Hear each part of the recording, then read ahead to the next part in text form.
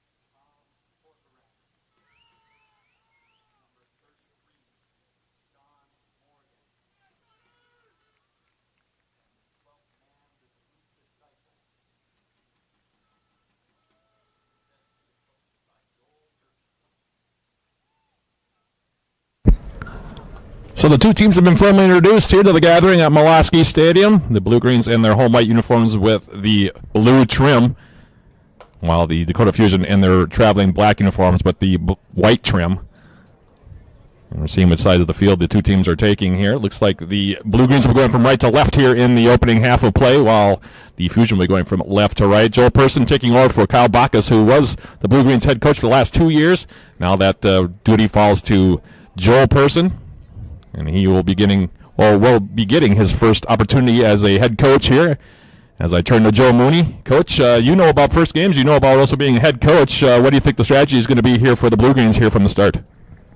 Yeah, I think your first game of the season, they're probably going to spend, the first 10 minutes or so just kind of getting settled into the game, obviously with the wet pitch out there and just kind of shaking out a little bit of the rust. Obviously, I mean, they've had some good training sessions. They've had some friendlies already, so yep. I think some of that's probably already out there. But I think their lineup has probably changed from game to game already, and so this will be the first time probably this season that these 11 are really getting a chance to play in a big game. Absolutely, they have played 3 friendlies against Anoka Ramsey Junior College in the Twin Cities, or community college, excuse me. They've also played against St. Scholastica and Joe's team, UW Superior, in friendlies so far. But this is their first actual game, as the Blue-Greens again taking the field here. They'll be running a 4-3-3 formation, according to head coach Joe Person. That's the formation that the Blue-Greens have played each of the last 2 seasons. Didn't want to change anything up, he told us in the pregame. Just wanted to make sure that everybody was on the same page, considering it's so early in the season. And, Joe, I know you're also familiar with that kind of strategy as well, especially early in the year.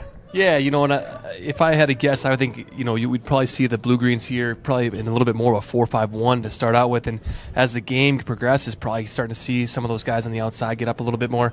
I would suspect that you'll probably see Ricardo Ramos get up, on the left wing pretty quickly and get involved in the game. He's been fantastic for them in the preseason here already, and I think he could be a difference maker. Absolutely. Number 19, by the way, in white is who you're looking for, Ricardo Ramos. He's right below us here near midfield, so we'll keep an eye on him. Native of Portugal, plays his college soccer in Plainview, Texas. We'll talk more about that as the broadcast goes on here, as the Fusion kick off, and we are underway here in this 2018 Lamar Cup U.S. Open, the Lamar Hunt Open Cup tournament game between the Blue-Greens and Dakota Fusion. Again, thank you for joining us. Matt Johnson alongside Joe Mooney here from Molaski Stadium. As right away coming in, here's a cross in toward the box. Ball is loose, and they score right away.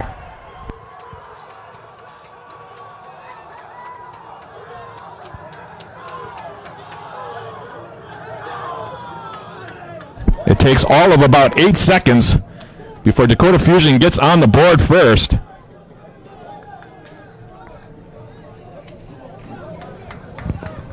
And sometimes you talk about a little bit of a slow start. Joe, that's what happened on that one, as getting in and scoring the goal is Maya Willis. And just like that, 1-0. You talk about settling down. They definitely need to settle down here after that strike. 1-0 already in favor of Dakota, and we're not even a minute into this opening half yet. Yeah, and right away you saw just 2 missed clearances from both the center backs, and that really put them in a bad situation. And, I mean, hats off to Dakota for capitalizing on it. But really, that could have been avoided. Definitely could have been avoided. These two teams, of course, playing twice last year. All-time series between these two teams, 2-2. Both teams winning 1 each on their home field in the all-time series. Last year, both visiting teams won. First time these two teams met was on June 7th in Moorhead, Minnesota. The Blue-Greens with a dominant 6-0 win on that occasion. Joe Watt, one of the starters today, had 2 goals. Kyle Farrar, one of the other starters for the Blue-Greens here today, also had a goal in that contest. And their last meeting over at Public School Stadium here in Duluth, June 21st, it was Dakota winning at 2-1. Jay Johnson scoring a goal. Kyle Farrar also scoring for the Blue-Greens in that contest. And, boy, kind of a tough opening sequence here for the Blue-Greens. We'll see if they can settle things down now.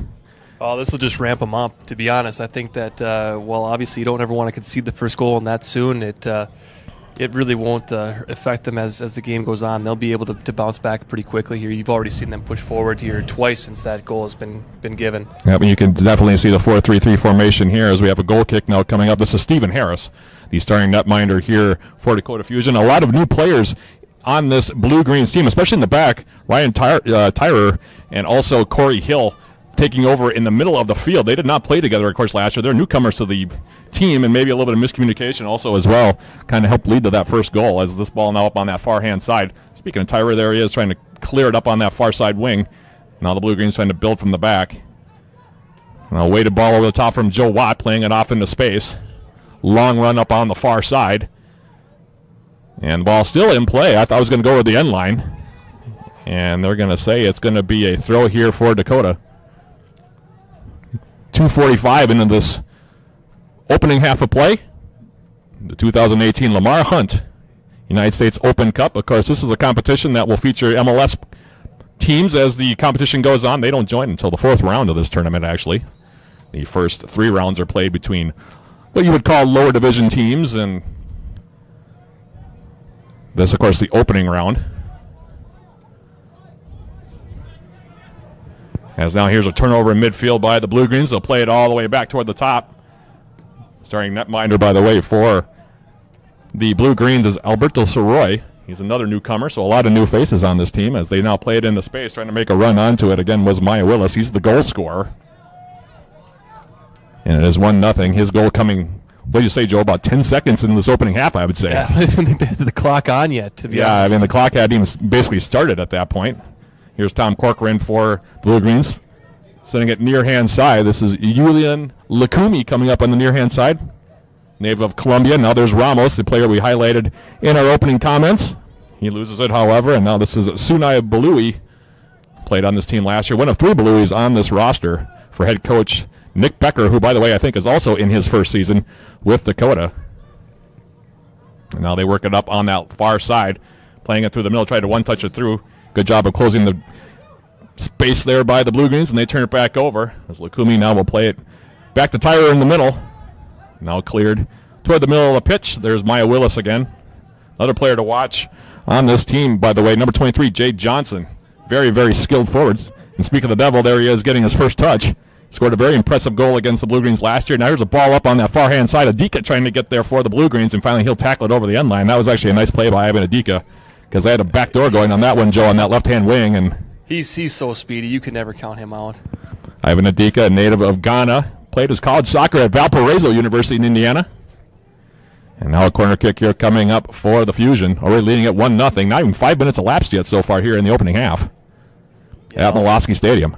Already the game has really opened up. I mean, this is just exciting. It is. Here's the ball now to the 6-yard area. Got through everybody. Ferraro all the way back, cleared that one. Nice job by the forward there, former St. Scholastica Saint. Now they play it off in the space, looking for Ramos, who's on his horse trying to get over there. And Imberwa comes over and will clear it over the side. And there's some of that speed and pressure that Ricardo Ramos likes to play with. I know you were very impressed with him when your team played him. So yeah, and he'll get a couple chances for a goal, and I'd be very surprised if he doesn't get on the score sheet tonight. Here's Joe Watt with a shot save. It was made by Harris.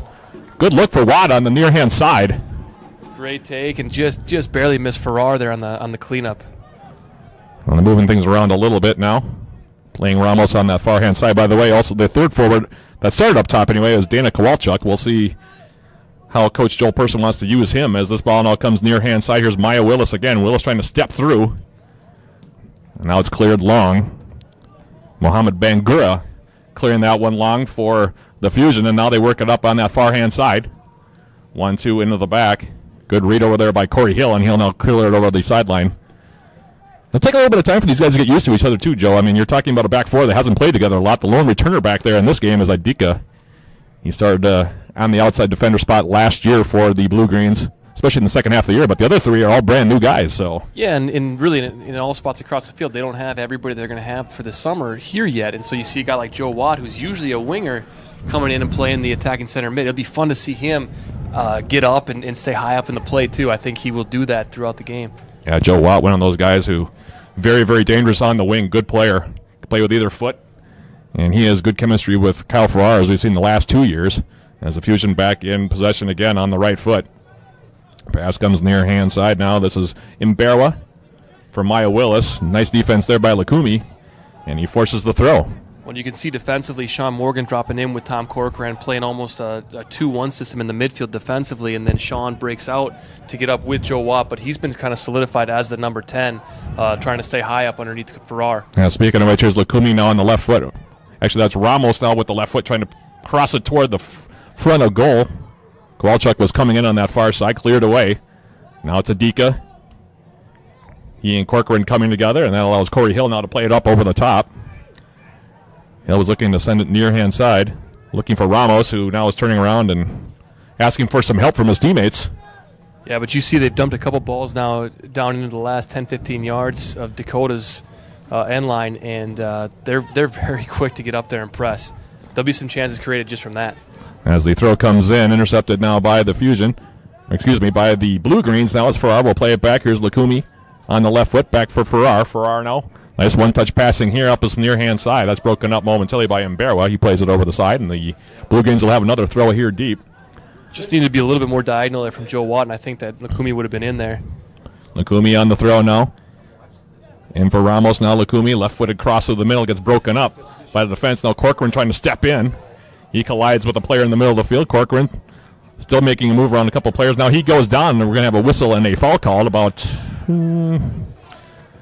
40 yards away from goal or so, just inside the football 30-yard line. So it'll be a free kick here for the Blue Greens, trailing at 1-0. They gave up a goal in just 10 seconds to Maya Willis, if you're just joining us. Yeah, but you see, that's why Corcoran's on the field. You know, I was laughing with him last week. I had a chance to catch up with Tom a little bit, and he was saying he's not, in the fitness that he really wants to be in, but he brings that experience. What a great ball winner that he was there, and puts the Blue Greens really in a good spot. Yep, and a former assistant coach of yours. Yeah. So, played at St. Scholastica and was an assistant coach at UW Superior with Coach Mooney to my left here. Again, Matt Johnson, Joe Mooney coming to you live from Molosky Stadium. 1-0 your score. A rude awakening to start, as the goal was scored by Maya Willis just 8 seconds in. That last pass by Ricardo Ramos. He was trying to hit Watt on the near-hand side, and it got cleared away. You watch Joe Watt get forward out of that 10 spot. He'll be doing that all night. He will indeed now as this ball's played off in the near-hand side. And I will say this, the Blue Greens starting to push Dakota a little bit back in their own territory here, Joe, putting a little bit of pressure on. Maybe looking for that turnover, see if they can even the game here. So hard to believe we're only 9.5 minutes into the opening half. Yeah, this is being played like it's like 75th minute. The game is wide open already. This is just fantastic. As the throw comes in, Willis with the header toward the middle, intercepted over there. That's Sean Morgan getting a foot to it. Now here comes Corcoran with a shot right on, and the save was made by Harris.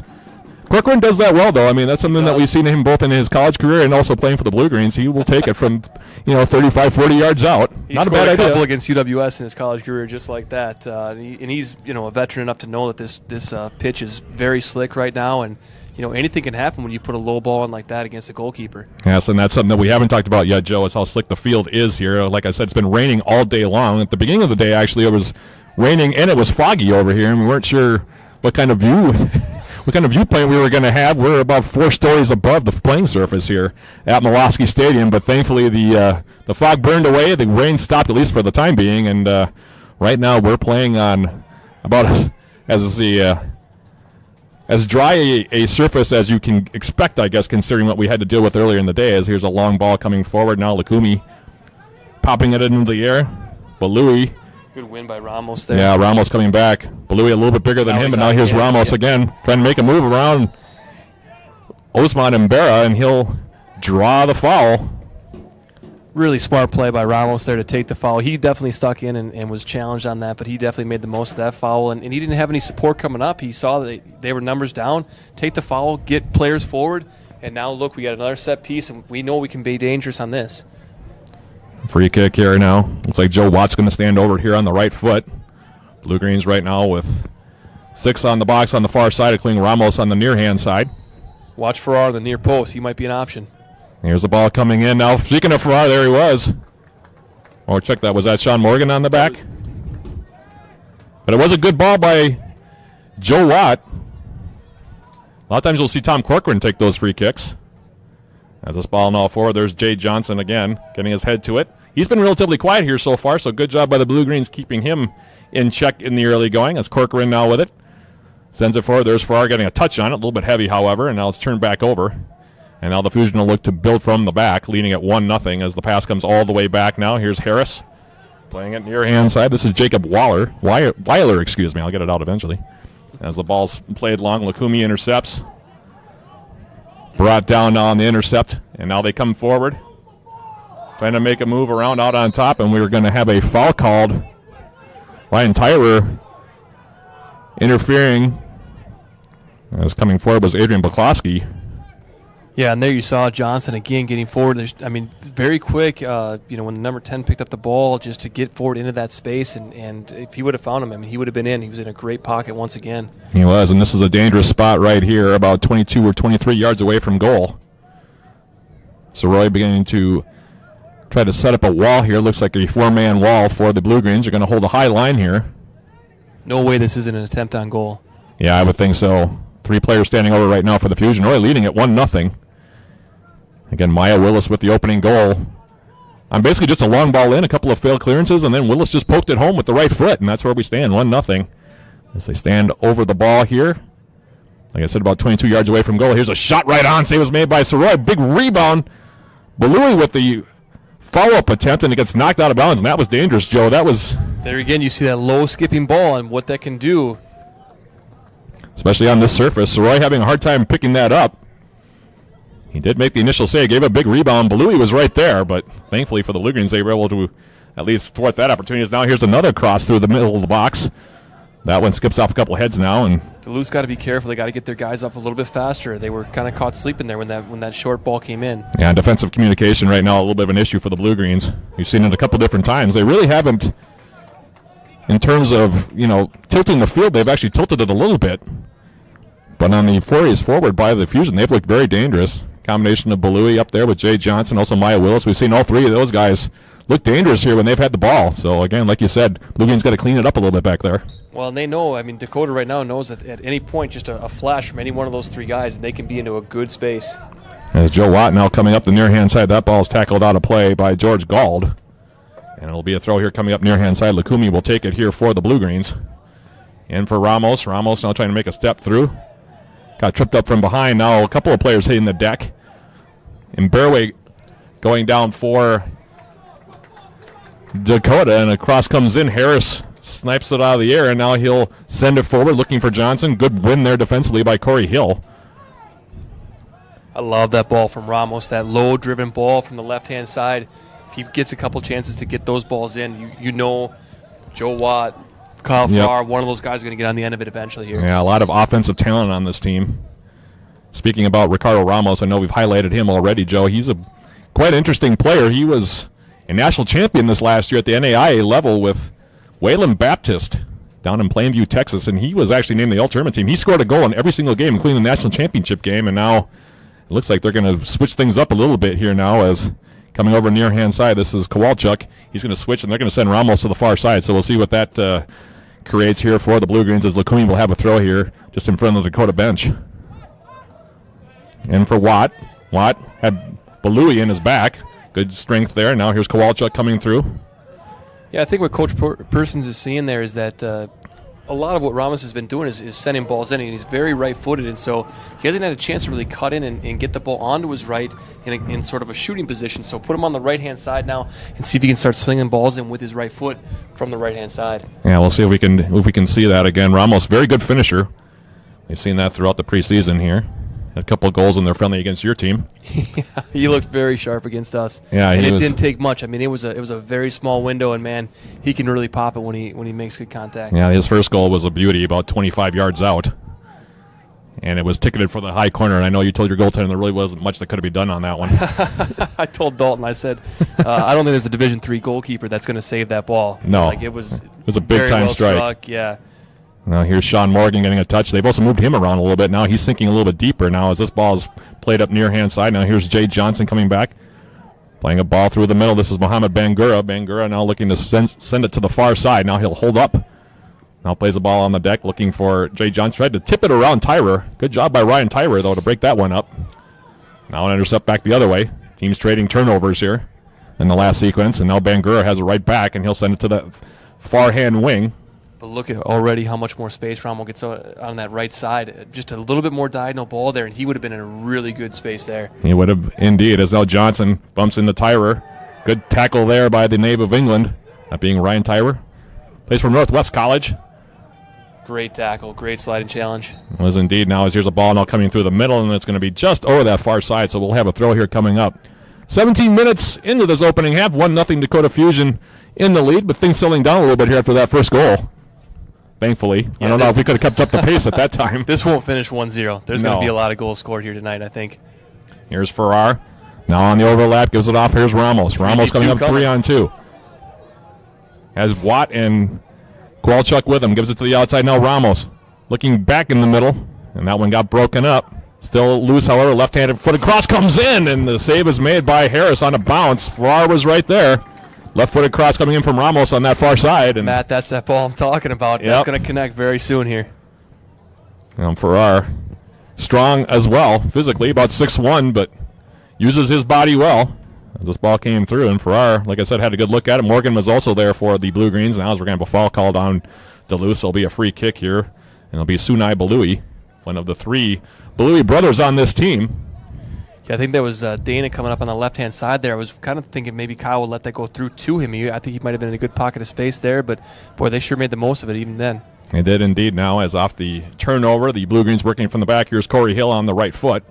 Off for Ivan Adika. Adika having a little bit of a hard time with the touches. He's had a couple of them that have gotten away from him, but nice job by Corcoran to read that one, and now he'll send it long toward the middle, looking for Watt. Yeah, if you watch Ivan, he likes to roll the ball on his first touch a lot, and with a slick ball like that tonight, he might struggle with it a little bit. He'll probably change up his game plan, I would think, throughout the night. Yeah, we'll see. Ivan, one of those players, likes to get forward also on the outside if he gets space. So far, he hasn't had the opportunity. Now here's a long ball in the space looking for Kowalchuk, and it's a little bit too far for him.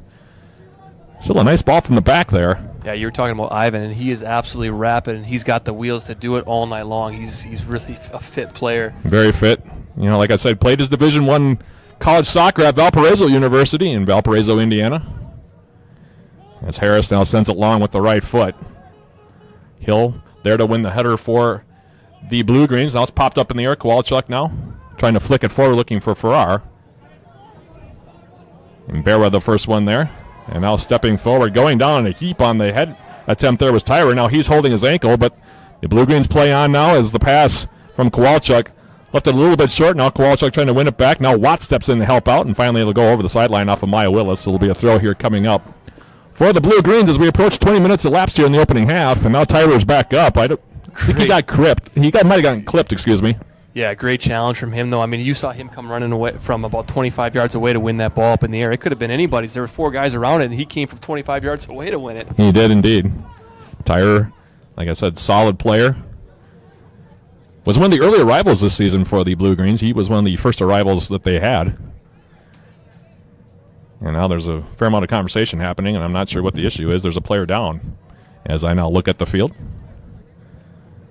And I think it's Mohamed Bangura who's down, holding midfielder for the Fusion. You can just see Duluth's tenacity right now. Like they really want to get that goal back, and every ball is being challenged. Every ball that goes forward, they're trying to hunt down, and it won't take long for them to get on the end of something here. No, you would think that it's coming sooner rather than later. They've been tilting the field, like I said. Dakota Fusion have been basically trying to build from the back. They've had a couple of nice forays forward, but as far as actual territorial advantage, you would have to say the Blue Greens have had a bit of an advantage there. Had a couple of good balls in, like you said, that last cross from Ramos on the left foot, looking for Farrar, just missed him. Yeah, they've been just inches off here a couple of times already. And just below us, actually, it's Watt is talking down there with head coach Joel Person right now, and also Brandon Stemwettle, one of the assistant coaches here for the Blue Greens. As we come back to live action, looks like Bangura is going to be all right here as that ball's popped up in the air. Now it goes over the sideline, and it will be a throw here coming up for the Blue Greens. Lukumi will take it. I wouldn't be surprised to see something come back to Tom Corcoran here, and maybe he'll sling something in. Here, speaking of Corcoran, there he is. Here's the cross ball. That one got deflected toward the top of the box. Kowalchuk there for the Blue Greens. Now has a couple players in his back. Now comes all the way back. Now Kowalchuk makes a move on the end line, and it'll be cleared over the end, and I think it'll be... I guess it's going to be a corner kick. I thought it actually might have deflected off of Kowalchuk. It took kind of a funny hop. I wonder if it went off the side of a foot of one of the defenders, and that's why we have the corner. Nifty little play by him to get around the corner there. Joe Watt going to take the corner kick here near hand side. Curls the ball toward the far side box, and it'll get over the top of everybody. Boy, you saw Sean Morgan come from, probably about 25 yards away. He would have been wide open at the top of the 18, and I think Joe just missed him.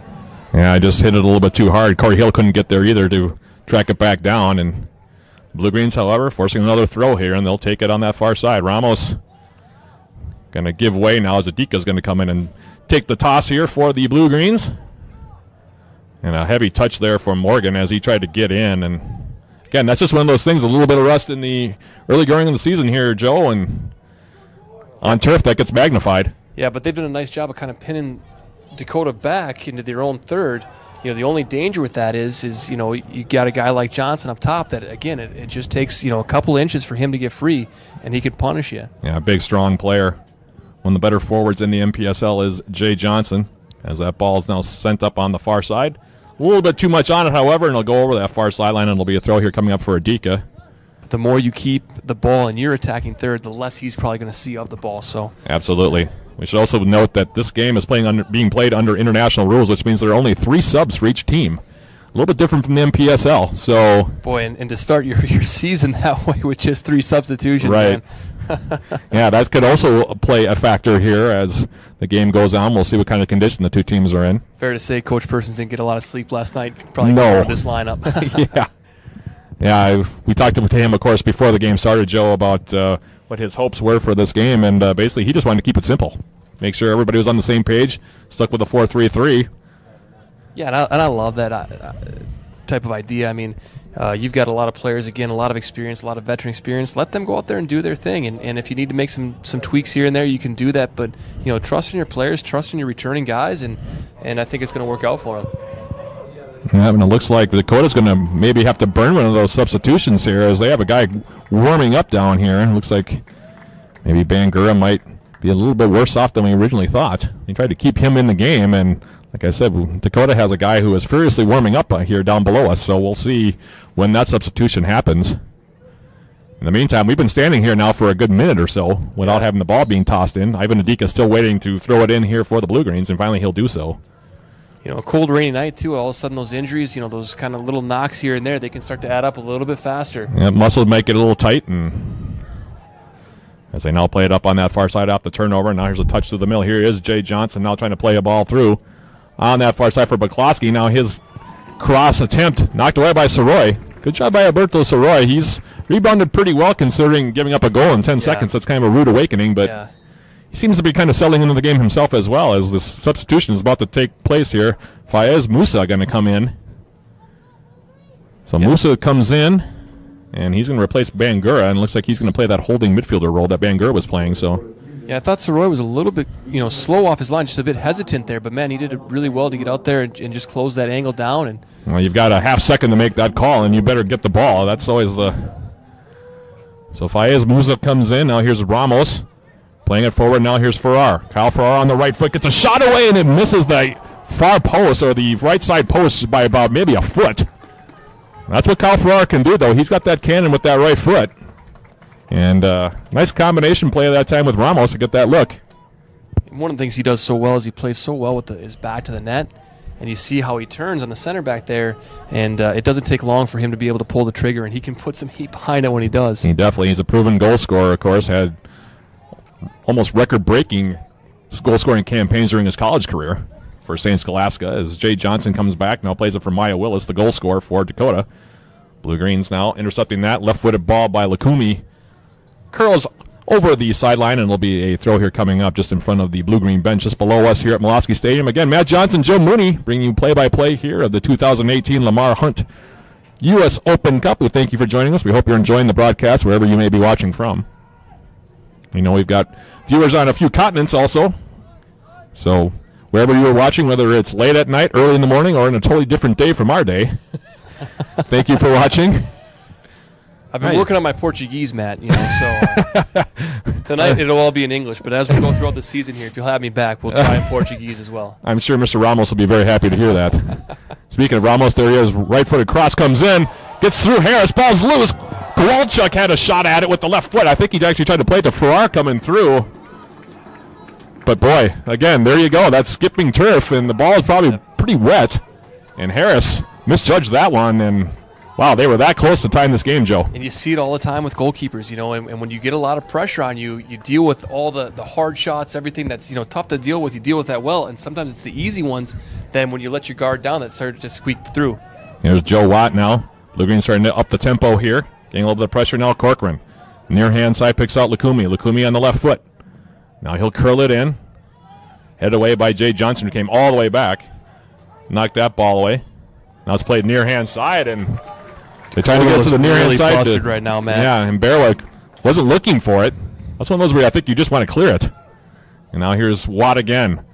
Far post, over the top, looking for Ramos. Just a little bit too tall for him, but again, putting the pressure on, picking up the field, and right now, like you said, Dakota Fusion a little bit flustered right now, despite the fact they're leading at 1-0.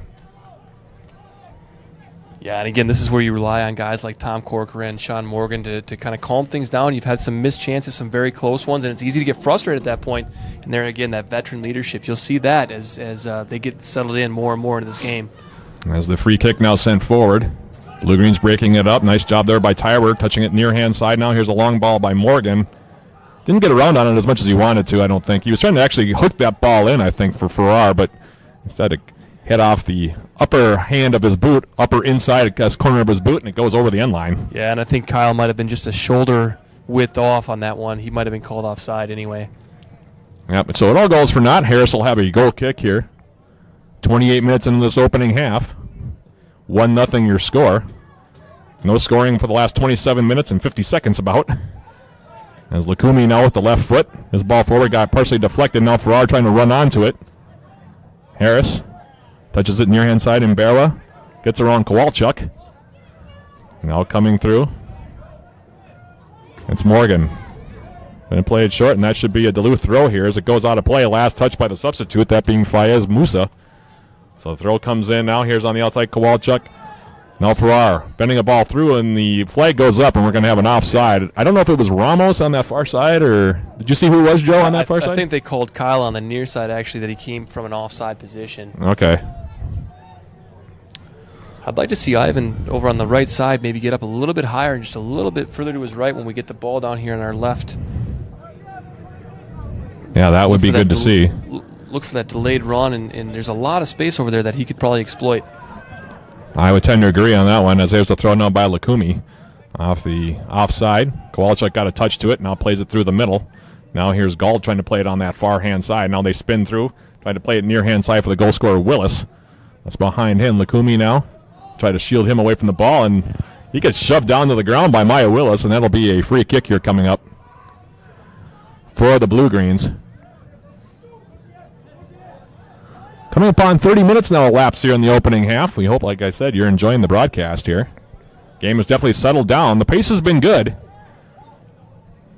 Nothing kicks up the pace quite like an early goal, though, and that's unfortunately what we had. Unfortunately, it was in the back of the Blue Greens goal if you're a Duluth FC fan. If you're a Dakota fan, you're pretty happy with where you're at right now, leading at 1-0. As there's Watt coming through. Joe Watt with the shot. He scores! Joe Watt with the goal. It comes at 30-21 elapsed here in the opening half, and just like that, we are tied at a goal apiece between Duluth FC and Dakota Fusion. Matt, you knew it was coming. There's a lot of pressure. Numbers forward for Duluth. You knew that there was going to be a mistake made. Like I said before, Dakota got flustered. A missed touch. I mean, really the same thing that happened down on our end happens here. Joe Watt, of course, is going to take advantage of that every time. Yeah, Joe Watt getting in behind.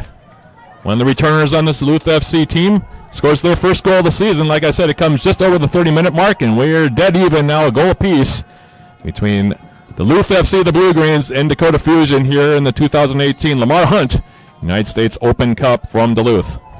Now it's going to be fun to see how Dakota responds to that, and this game could really open up here. Yeah, we'll see how that happens now. Again, like you said, you could see that one coming, Joe. The Blue Greens putting a lot of pressure on. As the pass now comes near hand side, all kinds of space now. Coming up, here's Kowalchuk on the run. Good tackle out there. Nicely done by Imberwa. Now Imberwa gets the ball back. Trying to step forward. Plays a long ball forward looking for Jay Johnson. Good job of measuring the header that time by Corey Hill. And now the Blue Greens, again, trying to pick up the pace here a little bit. Lukumi back for Tom Corcoran. Corcoran on the right foot. Sends the ball far hand side. Beautifully picked out for Ramos. Ramos now trying to step through. Gets his foot in the way. Now here's Farrar. Back for Ramos. Ricardo Ramos comes in. He shoots it, and he scores!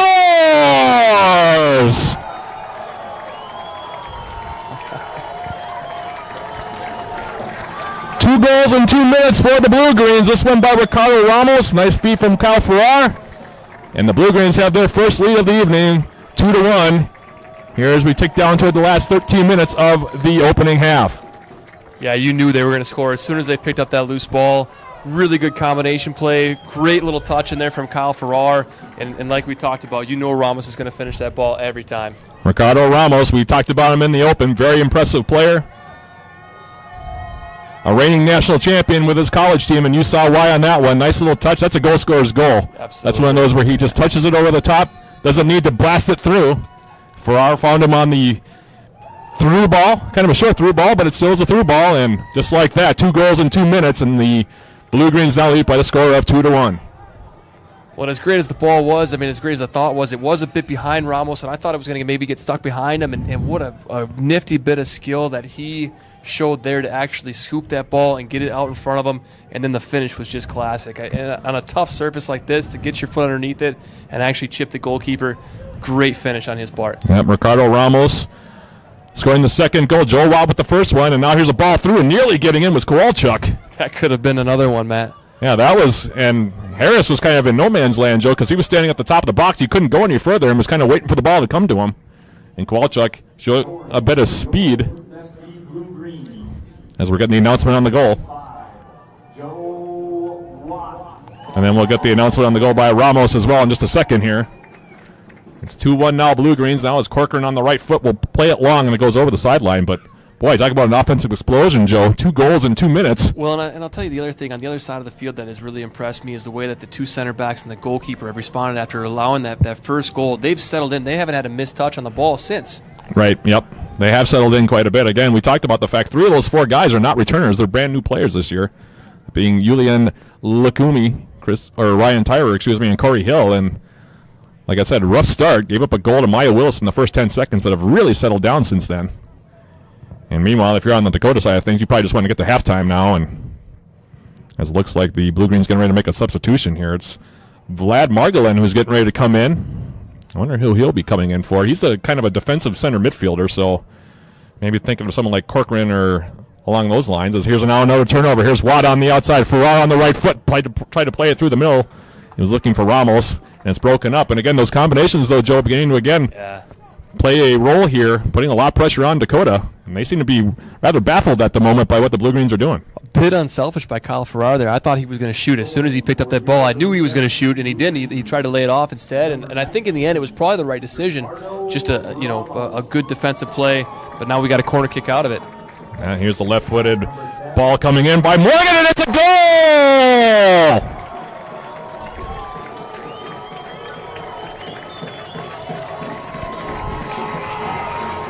Sean Morgan on the goal with the left foot from the far side corner, and just like that, it's 3-1. I don't know if that ball took a deflection or not, Joe. It looked like it might have, but I think it might have been maybe considered an own goal, maybe off of one of the Dakota players. But Morgan on the bending ball from the corner. You don't see that very often, but credit the goal to Sean Morgan. And just like that, 3 goals in 5 minutes have now made a 3-1 Duluth FC lead. Yeah, and that will go down as an own goal. That was definitely off the defender's head, but it had so much bend on it, and it got behind the defender. I think he was trying to maybe flick it over, but just too much pace and too much bend on it from Sean Morgan, and he can do that. We've seen him do that many times. Yeah, great left foot. Sean Morgan, one of the better left-footed players you'll see, and it is going to be Tom Corcoran who comes out as he gives his teammates a bit of encouragement, and Vladik Margolin is going to come in. A good 35 minutes from Tom Corcoran. I know you talked about the fact that he doesn't feel like he's in game shape quite yet, but solid 35 minutes from him, and now we'll see if Margolin can pick up where Corcoran left off.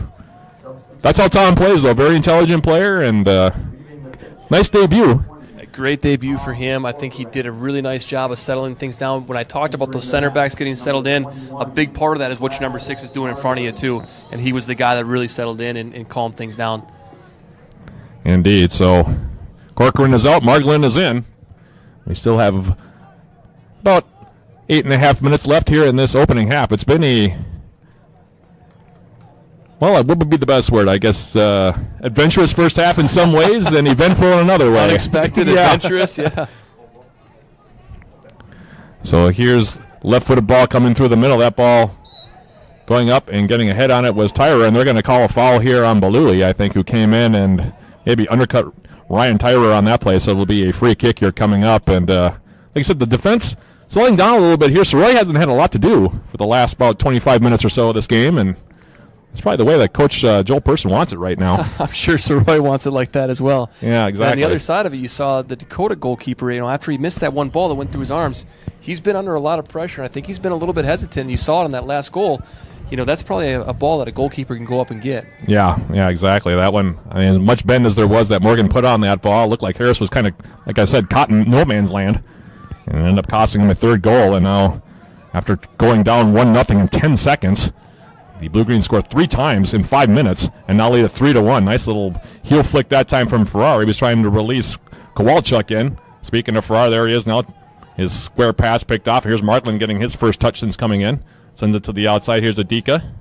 Ivan Adika gets knocked to the turf, and it'll be a free kick here coming up for the Blue Greens. And they're starting to take firm control of this game here, Joe, as we tick down toward about 6.5, 7 minutes left here in the opening 45. Well, the change in lead really plays into the Blue Greens' hand because they're going to be a team that wants to play a little bit more open. They want to commit numbers forward, and when you're up, you can afford to do that. On the other side of it, Dakota, you can see from the start, they really wanted to commit numbers and stay back and really just look for counterattack opportunities. There's a ball through. Free header there as coming in was Hill. Corey Hill had a great look at that one.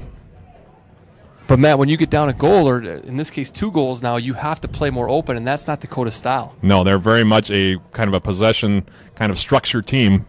Last year they relied a lot on Jay Johnson to create offense, but they really kept their shape well. That was one of the things that I noticed about them last year, especially in that second game that they won over a public school stadium across the way here, or across town here in Duluth. But right now they can't play that way. They're going to have to start coming out a little bit. No, they're very defensively organized, and they like to stay compact, but if you're down a goal, you can't afford to stay compact. You're going to have to open up and play, and that's where I said I think it'll be really interesting to see how they respond here. They're actually giving the goal to Ramos. I don't think he actually got ahead on that. Maybe he did, but I thought it was actually Morgan who got the goal. I'll have to double check on that one. But it was definitely Morgan. I think Ramos was probably tying his shoe at that point. Yeah, we'll see if they got a change on that one. We'll talk that out. Maybe at halftime here. We'll also maybe try to get some stats at halftime. We know we have a statistician on hand here. Halftime, about 6 minutes or so away, depending on how much added time there is. There'll probably be at least 1 minute considering the injury to Mohamed Bangura, which caused him to come out of this game. If you're joining us late, we hope that he's not too badly injured. As this ball near hand side, now here's Imberwa. Good job by Kowalchuk coming back to take the ball off of his foot. A good ball there from Morgan on the left foot to Lukumi. Lukumi now spinning around. Gets around Imberwa. Julian Lukumi now trying to play it through. He was looking for Ramos. Ramos now popping it into the air.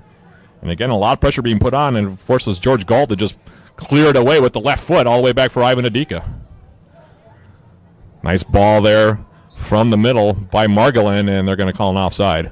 So it'll be a free kick here coming up. Still, the ball movement has been very, very good here, especially the last 25 minutes or so here for the Blue Greens. They've been exploiting space, and that 3-man tandem up top, Ramos, Kowalchuk, and Farrar, causing all kinds of problems. And I think Kowalczyk's probably been the guy we haven't really named as much, but I really want to highlight him, just kind of the unsung hero at this point. He hasn't really shown up on the stat sheet.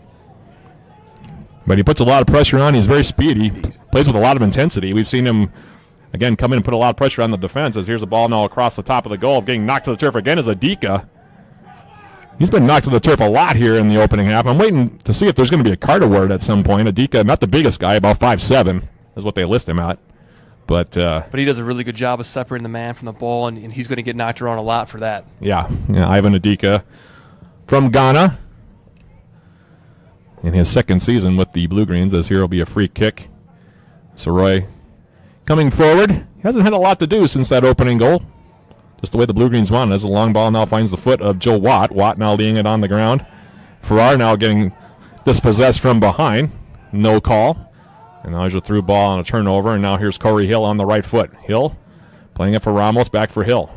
They got Adika on that far side. Just elect not to use him. Instead they'll play it short to Margolin in the middle. Now here's a long ball up top.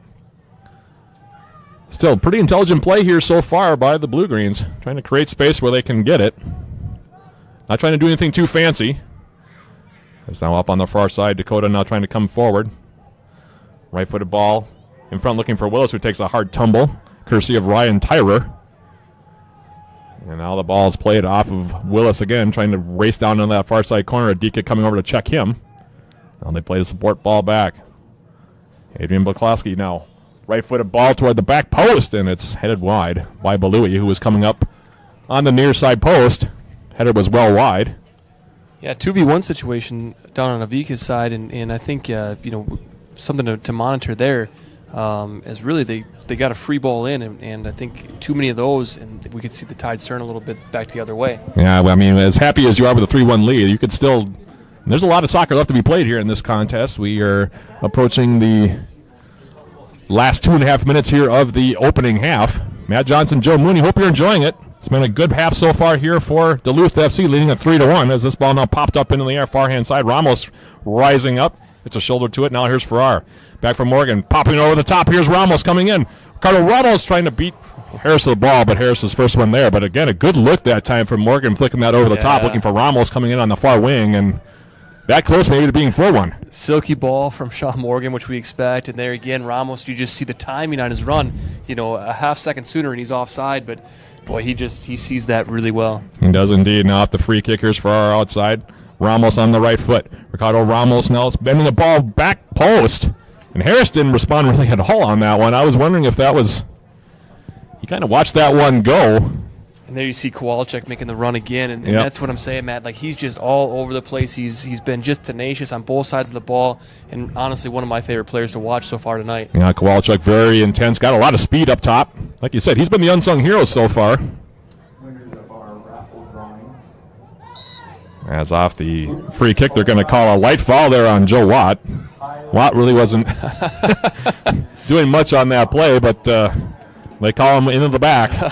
So it'll be a free kick now, and here's Imbera for the Fusion on the right foot, playing it forward. And then those balls from the back by the Fusion, Joe, the last couple minutes have really not connected very well, as this ball now played back for Harris. Harris playing catch back there with Jacob Weiler. Weiler now on the right foot.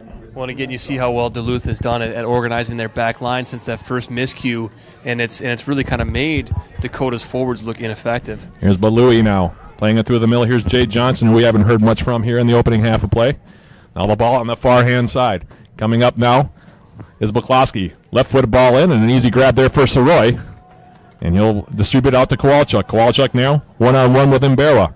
Gets a step, a little bit of a heavy touch. And that allows Weiler to come back and break it up. Kowalczyk, whose work rate has been fantastic here in the first half for the Blue-Greens. Has a ball on that far-hand side now again. Left-footed ball forward. Looking for Johnson. Johnson now flicking it up into the air. Here's a Deacon now trying to close in. Now Johnson will send it to the far side. Now here's McCloskey again. Boy, Johnson is just a workhorse, though, isn't he? He is big, strong forward. Can really finish as well. So got to keep an eye on him. Once he gets in near the 18-yard box, he becomes especially dangerous, as now we have a whistle. We're now over the 45-minute mark here on the first half clock. Of course, official time being kept on the field. Figured there about at least probably a minute or two of extra time here, considering the injuries and the goals. Yeah, 4 goals. You're looking at least probably 2 minutes on the clock, and then the 2 injuries as well that they've stopped it for. That'll be a free kick up on that far-hand side. They're going to flood the box forward. Was that a yellow card to Ivan there? Might have been. Yeah, it looks like it was. So Ivan Adika draws the first yellow card of the season, as they now have a high lofting ball coming forward. Soroy came out, got beaten to the ball as Johnson was there, and that's the wrong guy to try to challenge, but thankfully it skipped his head or skimmed his head, and it allowed Soroy to track it down. Jay Johnson, not a guy I would want to go up and try to win a header against. Big, strong guy up top. Yeah, any kind of 50-50, I don't want to go up against him. As we are, like I said, into extra time here. As the ball comes forward, flicked over the top now. Here's Kowalczyk. Has Ramos with him. Now we'll play it near hand side. Here's Watt. Joe Watt on the right foot. He has a goal here in the first half. Now gives it out on top for Kowalczyk. Now Morgan tried to touch it over the top for Farrar. Just a little bit of a miscommunication there, and it got over the top. And that's the one thing I was talking about earlier, Matt, is I just think there's some space over on the right side that, we get very narrow, kind of pinched in toward the center from the right, and I think there's space to exploit over on that right side for maybe a late delayed run. Now here's a ball coming in. They're trying to play Maya Willis into space. Too much on it, however, and a good read by Soroy, who seems to be settling in here in his first appearance as a Blue-Green.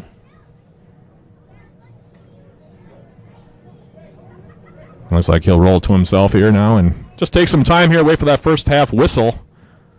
Should be coming here momentarily as the long ball now up, headed out of play, and it'll be a throw here coming up again for the Blue-Greens. 3 goals in 5 minutes.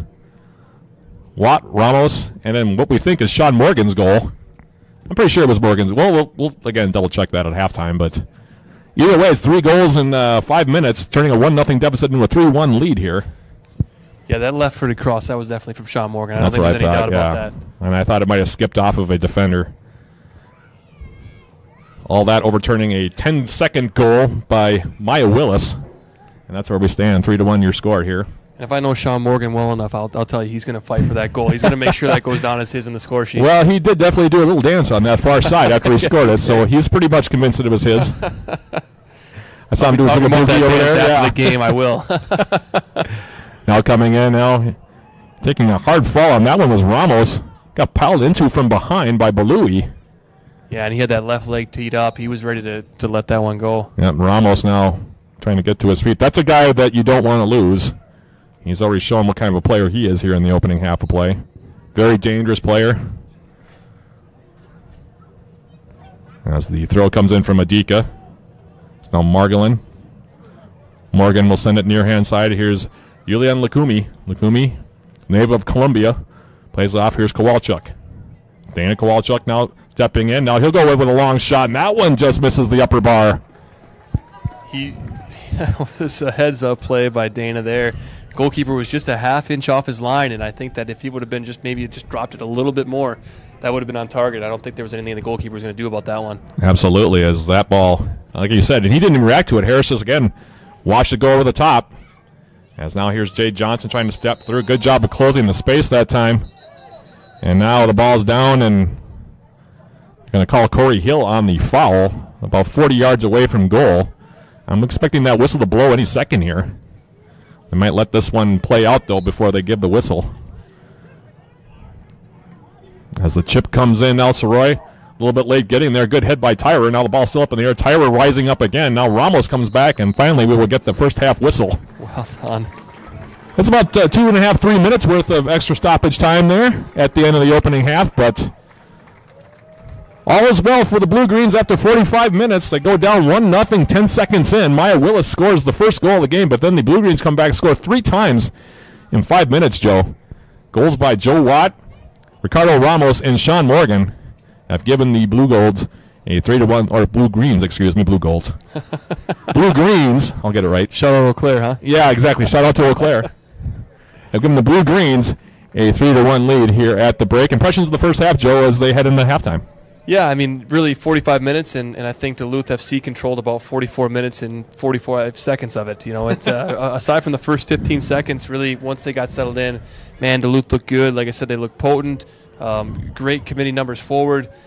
Great dynamic play from their front three. The 3 midfielders in behind, you know, and to look at Sean Morgan and Joe Watt, guys that usually play more as wingers, you know, throughout college career and even into their MPSL career, have done a really good job of stepping up in their attacking center midfield roles. And again, I think the back line to respond the way that they did and keep Dakota scoreless for the rest of the half really shows some character on their part. Absolutely. So your score 3-1 at the break. We'll take a quick timeout, come back with a first half recap, perhaps maybe some stats if the stats are up to date. We'll take a look at those as well. Either way, it's 3-1. Blue Golds or Blue Green. There I go again. Blue Greens leading it here at half in the first ever contest for Duluth FC in the 2018 Lamar Hunt United States Open Cup Tournament. 3-1 your score. We'll take a break and come back right after this. This is Blue Green Soccer here on mykuju.tv.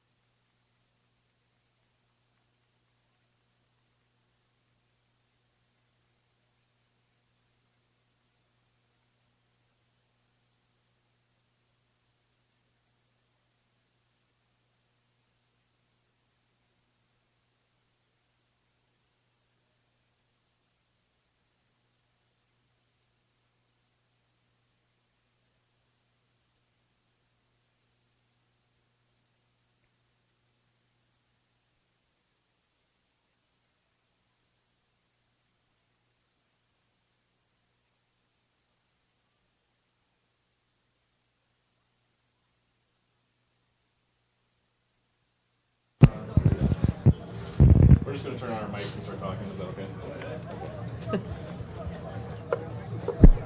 We are back here halftime between the Blue Greens of Duluth FC and the Fusion of Dakota FC. 3-1 your score at halftime. Matt Johnson alongside Joe Mooney here at Milwaukee Stadium, opening around the 2018 Lamar Hunt United States Open Cup. The two teams are taking the field again here. I don't know if it's been 15 minutes or so, but Joe, really impressive response there from Duluth FC as we look at the scoring summary of that first half. Maya Willis, of course, scoring 10 seconds in that opening half, kind of a punch to the gut, I guess you could say, for the Blue Greens. It was 10 seconds in, and they were down 1-0. But then 3 goals in 5 minutes, starting with Joe Watt's goal at the 31-minute mark, Ricardo Ramos with a goal at 33 minutes, and then Sean Morgan from the corner kick with the left foot. We did get confirmation on that. It was Morgan's goal at 35 minutes, and now it's 3-1 as we head into the second half. And like I said, really good response from the Blue Greens after giving up a goal just 10 seconds into that opening half. Yeah, you know what I've liked to see out of Duluth so far is that they've kind of beaten Dakota with a couple different methods. I mean, they've played some balls in, tried to play some knockdown balls off of Kyle Farrar, but they've also worked the ball through the middle, out of the back at times, and they've built it up, and they've had some really good combination play. They're showing that they're a team that can beat you multiple ways. They are indeed. By the way, there was also one card in that first half. It was on Ivan Adika. That one coming late in the first half. We've also had a couple subs in this contest. Mohamed Bangura actually had to leave the game for the Fusion in the first half. He was replaced by Fayez Musa. That coming about 20-25 minutes in that opening half. And then Tom Corcoran, who played the first 35 minutes before giving way to Vlad Margolin for the Blue Greens. And that's where we stand as far as the substitutions go. Unofficially, the Blue Greens, according to our official statistician here at Milwaukee Stadium, attempted 7 shots and had 4 on goal. I think we might have a bit more than that, though, if we look at this on the game film later on, because it certainly did seem like they were getting off a lot of shots as that half went on. Yeah, probably a couple crosses that I would count as shots that, maybe it's closer to 8 or 9 shots, close to target there. Again, the Blue Greens will be actually opening their official season on the 26th of this month. They'll play their first 3 games away from home. Their first home game will be against Minneapolis City SC. That'll be coming up, I think, on the 26th of this month at home. They'll be, again, returning home, but they're assuming that they also hold on this contest. It'll be probably a road game in the second round of the Lamar Hunt United States Open Cup tournament. They'd be heading down to St. Louis, actually, to take on the St. Louis team down there. And St. Louis, one of the teams that's involved in this, they're at a higher tier. They're actually a Tier 3 team.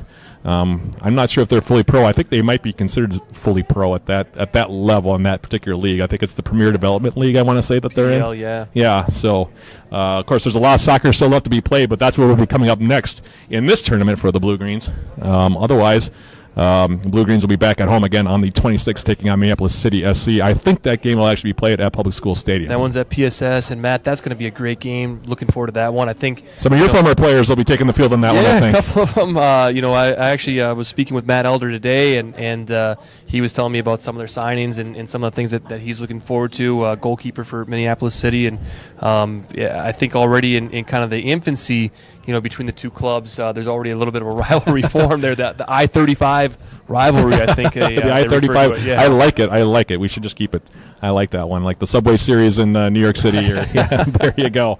I like that one as well. So the Blue Greens are back out on the field. They'll be going from left to right here wearing their white jerseys. By the way, they have brand new jerseys that are coming in. They'll be sporting more of a Real Madrid look as the year goes on. Those are actually in transit right now. So right now the Blue Greens are wearing some alternate uniforms, while Dakota will be going from right to left in their black uniforms. We'll see what kind of changes are made here at halftime by the two coaches, Nick Becker for Dakota and Joel Person for Duluth FC. If you're Coach Person, though, you got to be pretty happy with what you saw in that first half. Yeah, again, after the first 10 seconds, I think be real happy with it. And again, I think that not just offensively, they showed some of their potency, but, a really good job by Coach Person and that back line to really get things kind of settled back in after giving away an early goal. We do have a substitute in there right now taking over, or maybe he's not. It looks like he's just running on maybe out on the field. It was Matthew Pyreblanque, Chilean, who ran out there. Now he's running out the field. I thought he was actually going out there to start the game, but it looks like he's just going to warm up here. It looks like he'll be coming into the game here momentarily for the Fusion. The Blue Greens have not made a substitution ever since Corcoran came out of the game. Yeah, I'm assuming that they're waiting for the referees to take the field, and at that point, he'll probably sub on before the half starts, would be my guess. Yeah, it looks like he was in the middle of the field. Looked like he was actually Talking with George Gauld there, the center midfielder from Great Britain for the Fusion. I don't know if he's going to be the one that's going to actually be taken out or not. It'll be interesting to see what Dakota does to change their tactics here. I wonder if they'll start with 4 in the back, or they may switch to a 3-back system and try to get more numbers forward out of the midfield. It'll be interesting to see what they do.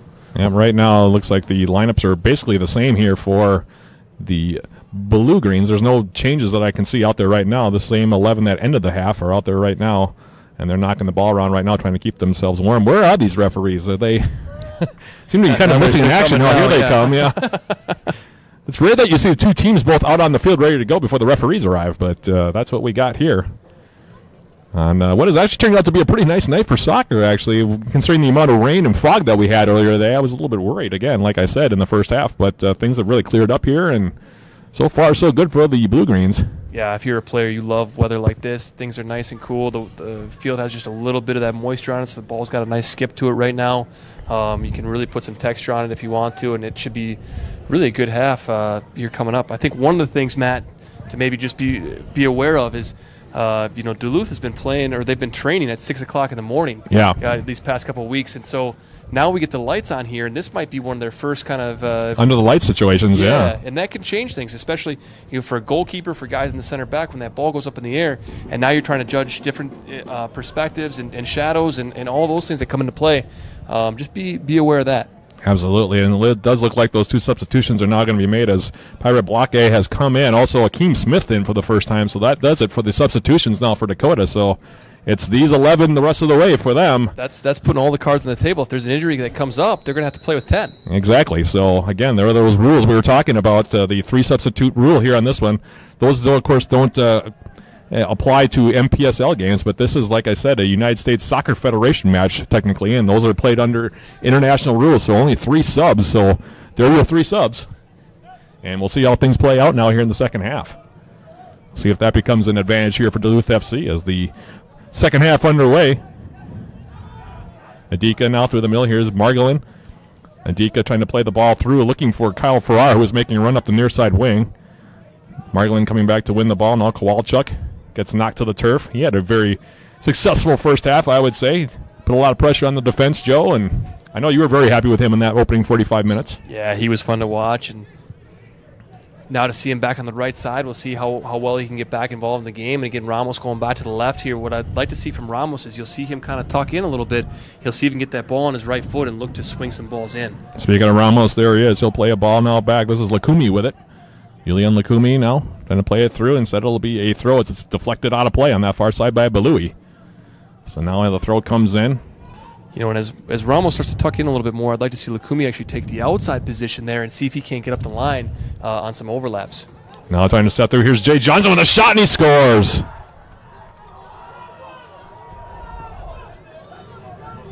Took almost no time at all for the Fusion to respond. Jay Johnson, there's that man. We talked about him in the first half. That's a guy you cannot let get free, and he scores here in the first minute of the second half.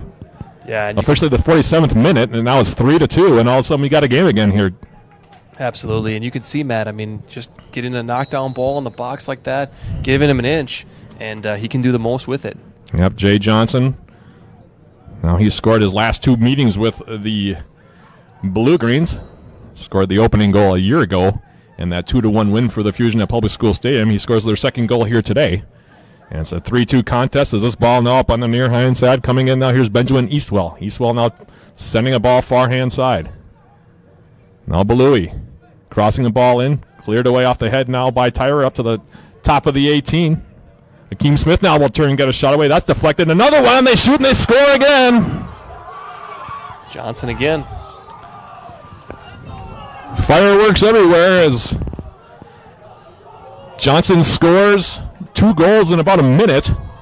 And that 3-1 lead is now gone, and it's a 3-3 contest. Yeah, Matt, I was just going to say before that goal was scored to be a little bit cautious of Dakota getting in between the lines. You see the Duluth back line backing off a little bit, and those attacking center midfielders getting up in between the planes a little bit. And again, it doesn't take long to give Johnson the ball, and he can finish once he gets it. Yep, another slow start to the half here for the Blue Greens. Gave up a goal just 10 seconds in the opening half. Gave up 2 goals to Jay Johnson here within 2 minutes of the beginning of the second half, and all of a sudden it's a 3-3 contest as that ball now played in. They're looking for Farrar, who was making a move toward the 18, but it's cleared away. Scoring for the Dakota Fusion, number 23, Jade Johnson. And there's the announcement on the first goal. We'll get the announcement on the second goal here as well. And it's Johnson twice in a minute. And all of a sudden we have a brand new game. 3-3 your score as a Deacon now coming forward. Now Farrar, nice job to turn and go. On the right foot, plays it toward the middle of the park now. Stepping through now, here's Morgan. Out for Ramos. Ramos on the outside now steps through, gets a shot away, and he scores!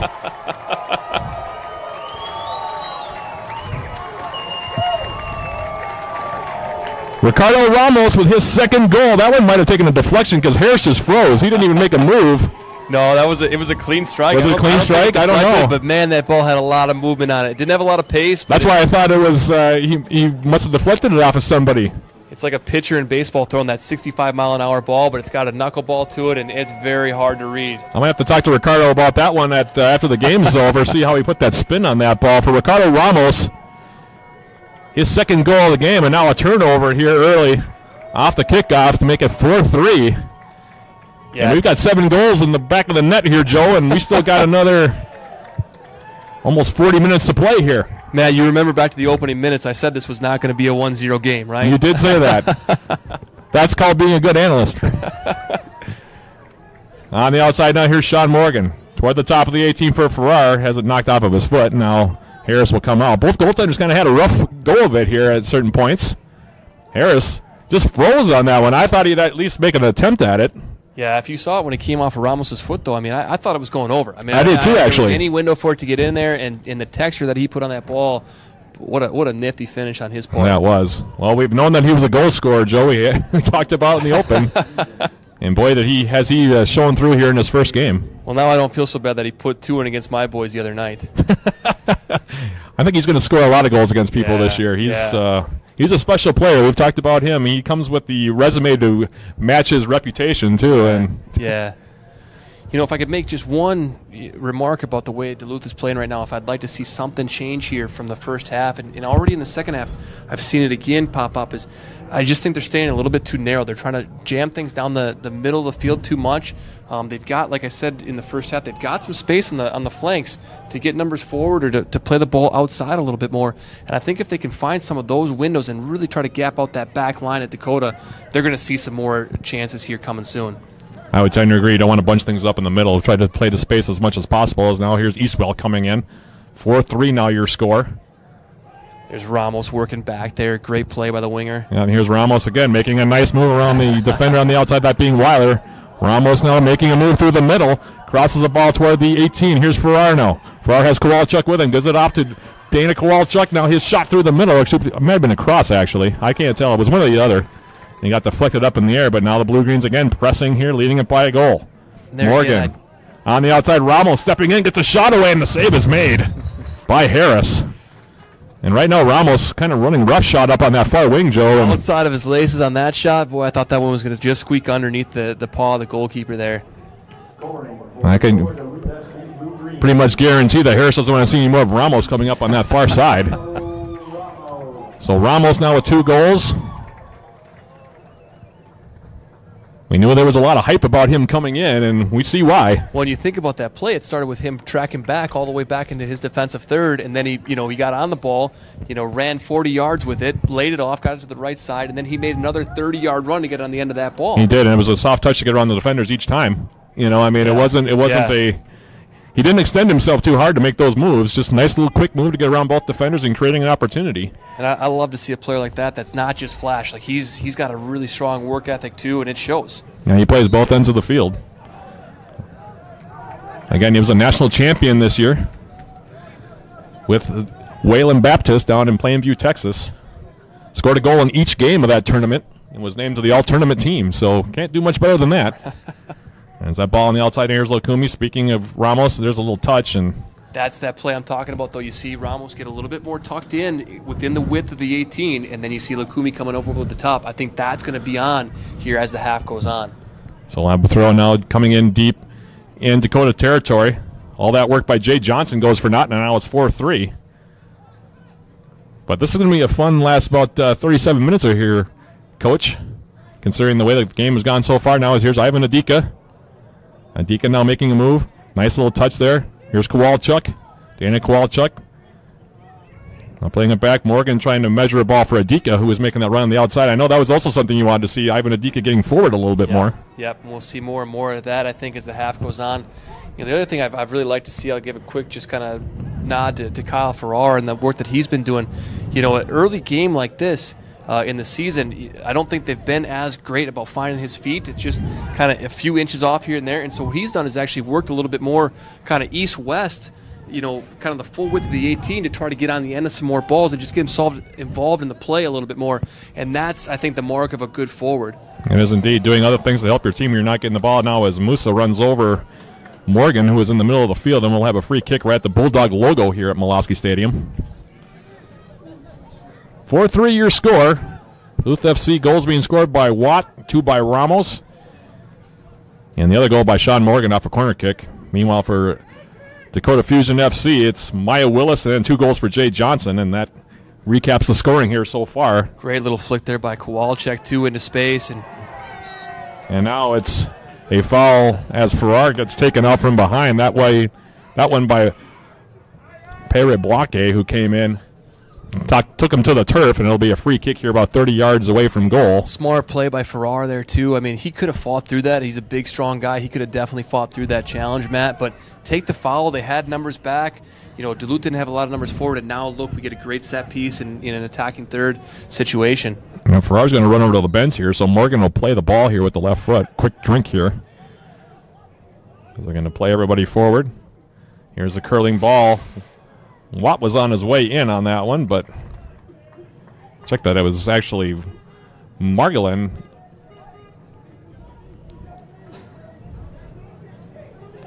Trying to make a run in on that one. It was actually Joe Watt that came over to get a drink of water. My mistake. As the ball's now cleared over midfield and now touched out of play, and it'll be a throw up on that far sideline here. Belui will take it here for the Fusion. On the outside now, here's Weiler trying to make a move through. Good job of tracking back by Joe Watt to get a touch in on that one, and now we'll go over the sideline. It'll be a throw here coming up on that far sideline. Ramos is down there. I think it looked like maybe knee-to-knee contact. Those sting. Yeah, he took a little of a blow. He's been down a couple times. Yeah. Usually there's no, ligament damage when you see contact like that. I'm hoping that's the case. It just looked like he went knee to knee, and those can hurt just as bad as any kind of ligament type deal, and so hopefully it's just kind of one of those stingers that you suffer and you're back up on your feet in a couple minutes here. And you got to hope that it's nothing serious. He's a guy that you want to keep on the field for sure. Although he's back up now and sitting up, which leads me to believe that he will probably get up sooner rather than later anyway. Well, you can tell some of these international guys who have played with some of the international substitution rules, this is a kind of a veteran play on his part where, just settle the play down. You see what Duluth is doing now. A lot of their guys are taking a minute just to kind of get some water, get a rest, get a stretch in, just kind of get a recovery because you don't have the ability to stop the clock. You don't have the ability to get substitutions. So I think he's probably just going to take as much time as he can on this, and hopefully there's no injury as well. Yeah, well, he's walking around pretty good right now over there. Maybe a little bit of hitch in his giddy up, but not real bad. And looks like he will come out at least for a play here. Something tells me that if Sean Morgan plays him a ball into the corner, he'll probably still get on the end of it. Yeah, so I think he's an experienced international player, as we know. Absolutely. Native of Portugal. He's going to go over there and look like he might stretch out a little bit here, a little bit longer. But yeah, I would be surprised not to see him back in there now as Dakota trying to come forward. It's Pirate Bloque now on the right foot. Gets a shot away, blocked up in the air by Margolin. Good defense by him. Very committed out of the three guys in the midfield right now. I mean, you see them get in front of shots. You see them closing down space. And it can be easy at times to just become a little bit passive in the midfield, especially when you're enjoying a lot of the possession. But they really have stayed on the front foot here. They have indeed, as Tyrer now goes on that far-hand side, heads it over to that far wing. Now here's Lukumi. Julian Lukumi now plays it back. Corey Hill. And they've settled down pretty well defensively for the most part. Been a few gaps, especially on the goals scored by Willis and the 2 by Johnson, but communication getting a little bit better as the game has gone on now. As here's Buklowski now on the right foot. Going to play a ball back. Yeah, I would think probably Coach Persons this week in training, they'll probably go over some situational things and talk about how to attack the first 2 minutes of each half maybe. We'll try to go give a give and go situation here on that far side, looking for Akeem Smith, who came in at the break. And he actually was involved in that third goal by Dakota Fusion. He got the shot that ended up at the rebound for Jay Johnson, who just kind of poked it home. So he made an impact coming in, but we haven't seen much of him since then. As it'll be a goal kick here now for Alberto Soroy. Starting netminder for the Blue Greens as this ball now is headed down on that far-hand side, now stepping in. You know, and I think Johnson has done the same thing that Farrar has done. He's tried to get himself involved in the play, but they're just not finding him as much. And but he's a guy that he only needs a little bit of a window, and he can hurt you. Yep, and looks like we are going to have a substitution now. As Santiago Garcia Castro about to check in here for the first time for the Blue Greens, as Ricardo Ramos right now still walking behind the goal. And maybe they might just call his night over, just save him a little bit, make sure he doesn't get beat up anymore. And he's still walking okay on that far side, or at least now behind the goal, but looks like that's what they're going to do. They're going to bring Castro in, and it looks like Ricardo Ramos might be done for the night. But, boy, what a debut for him. Absolutely. He showed us everything that we thought he could, and Yep. what a great first night out for him. And it's good to see him walking off in his own power and really without any kind of a limp right now. And hopefully it's just a little bit of a knock that won't keep him out of future games. Yeah, you would hope so. He's definitely going to become a very key player on this team, you would think, Joe. I mean, it's been very impressive. He's played exactly 2 games, one friendly against your team and 1 game here tonight. He's got 4 goals in those 2 appearances, so... Yeah, on the flip side, if he is injured and he wants to do all of his recovery here and just stay here through the fall, we'd be glad to take him on at UWS. Yeah, it's always nice to have a striker, isn't it? A true striker that can score a lot of goals. As this ball is sent in now on a hop towards Soroy. So Ramos is done for the night, but they gave him a round of applause as he checks out, and boy, does he deserve it. So Castro comes in. Looks like they're going to move him more to a central midfield role, and they're going to move another player up top now. Maybe change up the formation a little bit here. They're still playing. Moving Joe Waddle to the left wing then. Yeah, he's going to take Ramos' spot. They're going to keep that 4-3-3. Kowalczyk and Farrar being the other 2 still. Yeah. So as now this is Margolin on the right foot. Vlad Margolin now playing it outside. Boy, that was maybe a dangerous situation as Adika tried to cut in. Now off the turnover, they play it short. Now it's Weiler. Wide open at the top of the blocks. There's a shot attempt that gets knocked away. And now a follow-up try. Yeah, and if I'm Duluth, I'm just going to take a couple extra seconds on this, and you see Ciro's just calming everybody down, taking a couple extra seconds on the goal kick now, getting that midfield set up a little bit better so there isn't that much space in between the lines for Duluth here. Exactly. Make sure everybody's got their spacing correct here. As the goal kick coming up here for Soroy. 62nd minute now here from Molosky Stadium. It's been an entertaining game. We hope you've enjoyed it as well. Matt Johnson, Joe Mooney here from Molosky Stadium. Lamar Hunt 2018 United States Open Cup, and it's lived up to its billing so far. 4-3 your score. A lot of goals, a lot of chances, and some pretty soccer here so far by the 2 sides. Also a little bit of rust. A little bit, yeah. But again, it's very early in the season for both these teams. A lot of new pieces being incorporated by both these squads as well. As Soroy now at the top of his 18 will send it long over midfield up on the far side. Like I said, they've moved Watt up to that spot where Ramos was, and now here's a long ball into space. Good job, though, coming over that time by Corey Hill to knock that ball away. Otherwise, that was a dangerous situation because there were 2 other forwards coming in for the Fusion on this near-hand side, and that ball gets around Hill, we've got a problem. Yeah, and Johnson was tracking that ball down too, and boy, he's deceptively fast. I mean, he doesn't look like his legs are moving that fast, but he covers a lot of ground. Yep, he's the classic big, strong, fast forward as this ball now played in from the corner spot, intercepted by Margolin. Now they play it back in again, up into the air. Johnson back post. Now here's a header down, and they tip it in, and they score.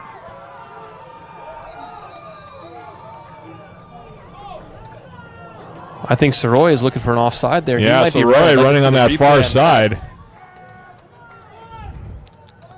think they're going to give the goal to Jacob Weiler on that one. He was one that got his head to it at the back post. There were 2 guys wide open at the back post, Joe. Yeah, and I think he was offside. And actually, I think that maybe the original ball that went out to the kick taker might have been offside. A lot of times when you see that ball go out to the corner kick taker and then the back line is moved up, that guy is offside. And, boy, it looked close to me from up here. And now Coach Joel Person now giving his team some instructions here as, again, there were 2 guys got behind the D on that one. Johnson was there, as was Weiler, and Weiler will get the goal. That goal coming in the 62nd minute, and again, we're tied up 4 apiece. High-scoring game, to say the least, here between these two in the opener of the 2018 season, excuse me. As the ball sent up on that far-hand side. Now here's a long ball. Far side, Lukumi picking that one off. It'll be very interesting to see how Joe Watt gets himself involved in the game here. Now that he's going to be out on that left wing, it's a completely different kind of position for him to play. And when he's in that center midfield spot, the game's going to come to him a little bit more. And now he's going to have to look for some opportunities to get himself involved. And here he is on the ball now. Yep, there is Joe Watt. Castro got his first touch to it as well as that ball come through. Now trying to flick it through on the inside of his boot. There was Farrar. That gets broken up. Now here's Weiler, the latest goal scorer. They even things up at 4 apiece here. 3-1 to the Blue Greens in the first half, 3-1 to the Fusion in the second half, and it'll open. It's a 4-4 contest. They're going to give it to Gald, I guess, on the goal. Number 27, Jacob Wheeler. So Weiler will get the assist on the goal. They're going to give it to Gald. I couldn't tell if it took another deflection off of Weiler when he got his head to it. Ian Johnson again on the near side post, and now we have another player down. It's Lukumi this time on the far side. Just inside the 18, and guys are getting a little beat up here, Joe, as we play on here. It's a little more than 25 minutes of game time left here, but yeah, now is that time, the time of the game where some of those injuries can start to pop up a little bit, and your legs are fatigued, and all of a sudden challenges come just a little bit later, and you can see some injuries, just some knocks that'll get picked up here. I think Lukumi's going to be okay. Yeah, it looks like Lukumi's going to walk it off on that far side. Also have to wonder about cramps at this time of year, considering the fact that these guys haven't played a full game for a while. Yeah.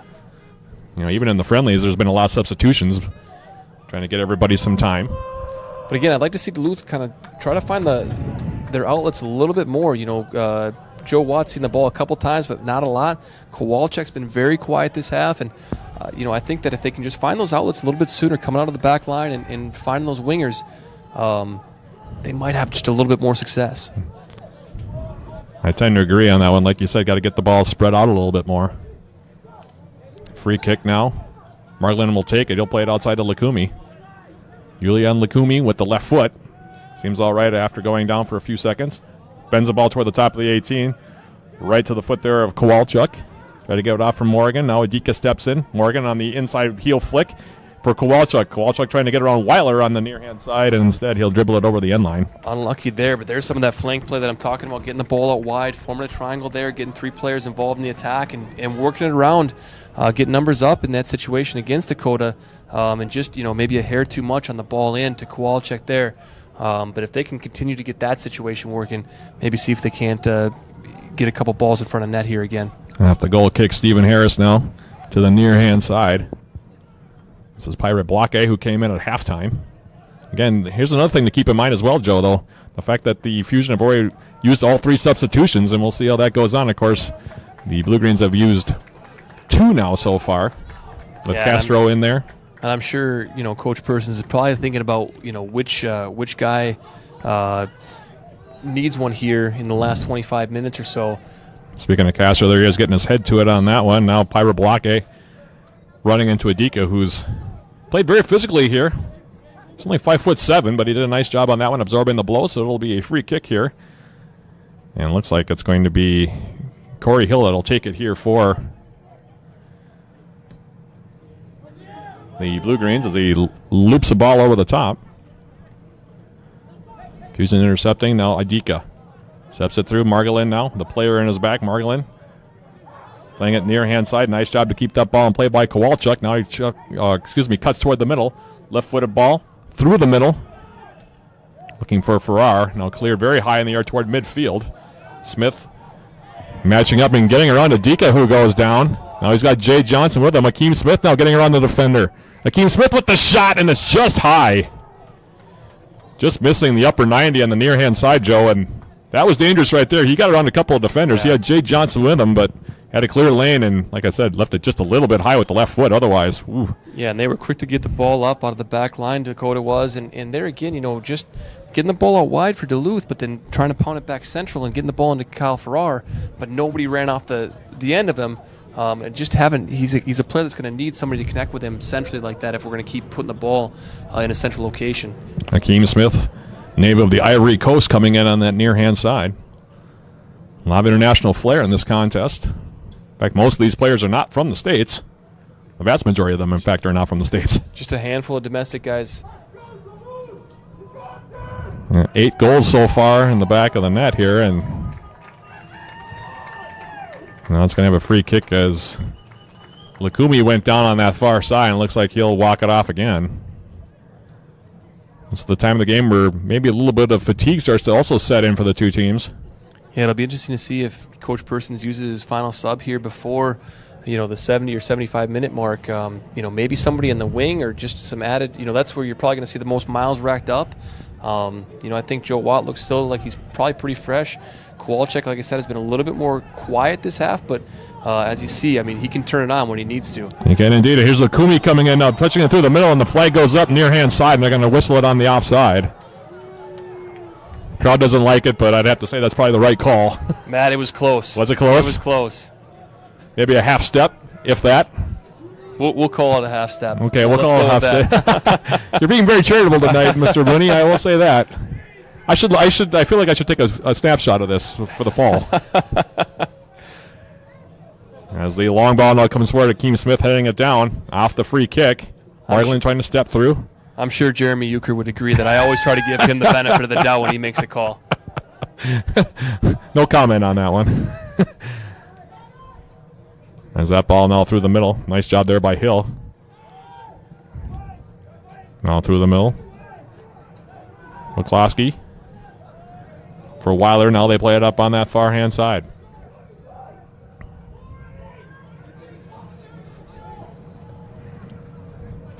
There's a ball now through the middle. Rising up to win that head ball there is Corey Hill.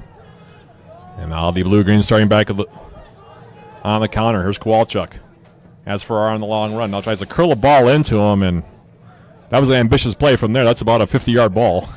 It's better out of the build-up again. It's looking for that outlet quickly. You see that Kowalczyk's going to have that space to run into, and I think if we can just let the play develop a little bit more, get a few more numbers built in the attack, it'll start to connect a little bit better. Here's Weiler on the outside now, playing a square ball back to his defender on that far-hand side. Now Musa, one touches it back outside. Now they play it through, looking for Akeem Smith, who was trying to do the old turn and go. Tyrer was there, though, however, pulled off the chair on him a little bit to use a basketball term, and came in on Soroy. Now he'll hold on to it here. We're in the 71st minute now, Coach Mooney, and it's a 4-4 contest. You can see Sean Morgan starting to play a little bit higher up underneath Kyle Farrar, kind of a true number 10, and I think that might help. Just like I said, get that last player to connect with Kyle Farrar in the middle and see if they can't go 2v2, with their center defenders. And the Blue-Greens pressing up a little bit now as the ball is played back to Stephen Harris. Things have quieted down a bit now since all those goals we had. Seemed like all those goals came within about a 15-minute span. In this 4-4 contest now, as here's a long ball again over the top. Both teams trying to go long right now with the passes. Maybe want to try to keep things a little bit more centralized and a little bit more nuclear, to use that term. Keep things a little bit closer to home here. Try to work up gradually. Yeah, the game's getting stretched out a little bit. Again, that's tired legs at play, and both teams trying to figure out what times they want to send and really commit numbers forward. Here's Farrar now coming in. Kyle Farrar on the right foot gets a shot away, and the save is made by Harris. Boy, circle that moment right there. Great bounce, or great play on the pass through. Yeah, I give Harris credit there. He really did well to make himself big and close that angle down. I think Kyle will want that one back, though. That's one I've seen him finish on a number of occasions. And that was a nice ball also from Sean Morgan, playing that ball forward. They connected on that one throughout their careers at St. Scholastica and nearly did again there. And again, that's the mark of a good forward. You just see Kyle's movement there. I mean, as that line stepped, he really timed his run well to get into space and stay onside. He did indeed. Again, circle that moment. Big save by Harris. Now here's a long ball back up for the aforementioned Farrar. Kyle Farrar shielding off a defender, now trying to step forward, and they're going to call him for the foul, I think. As he tried to step through, and he's going to get a yellow card to boot on that play. Stepped in, maybe got him on the inside of the foot.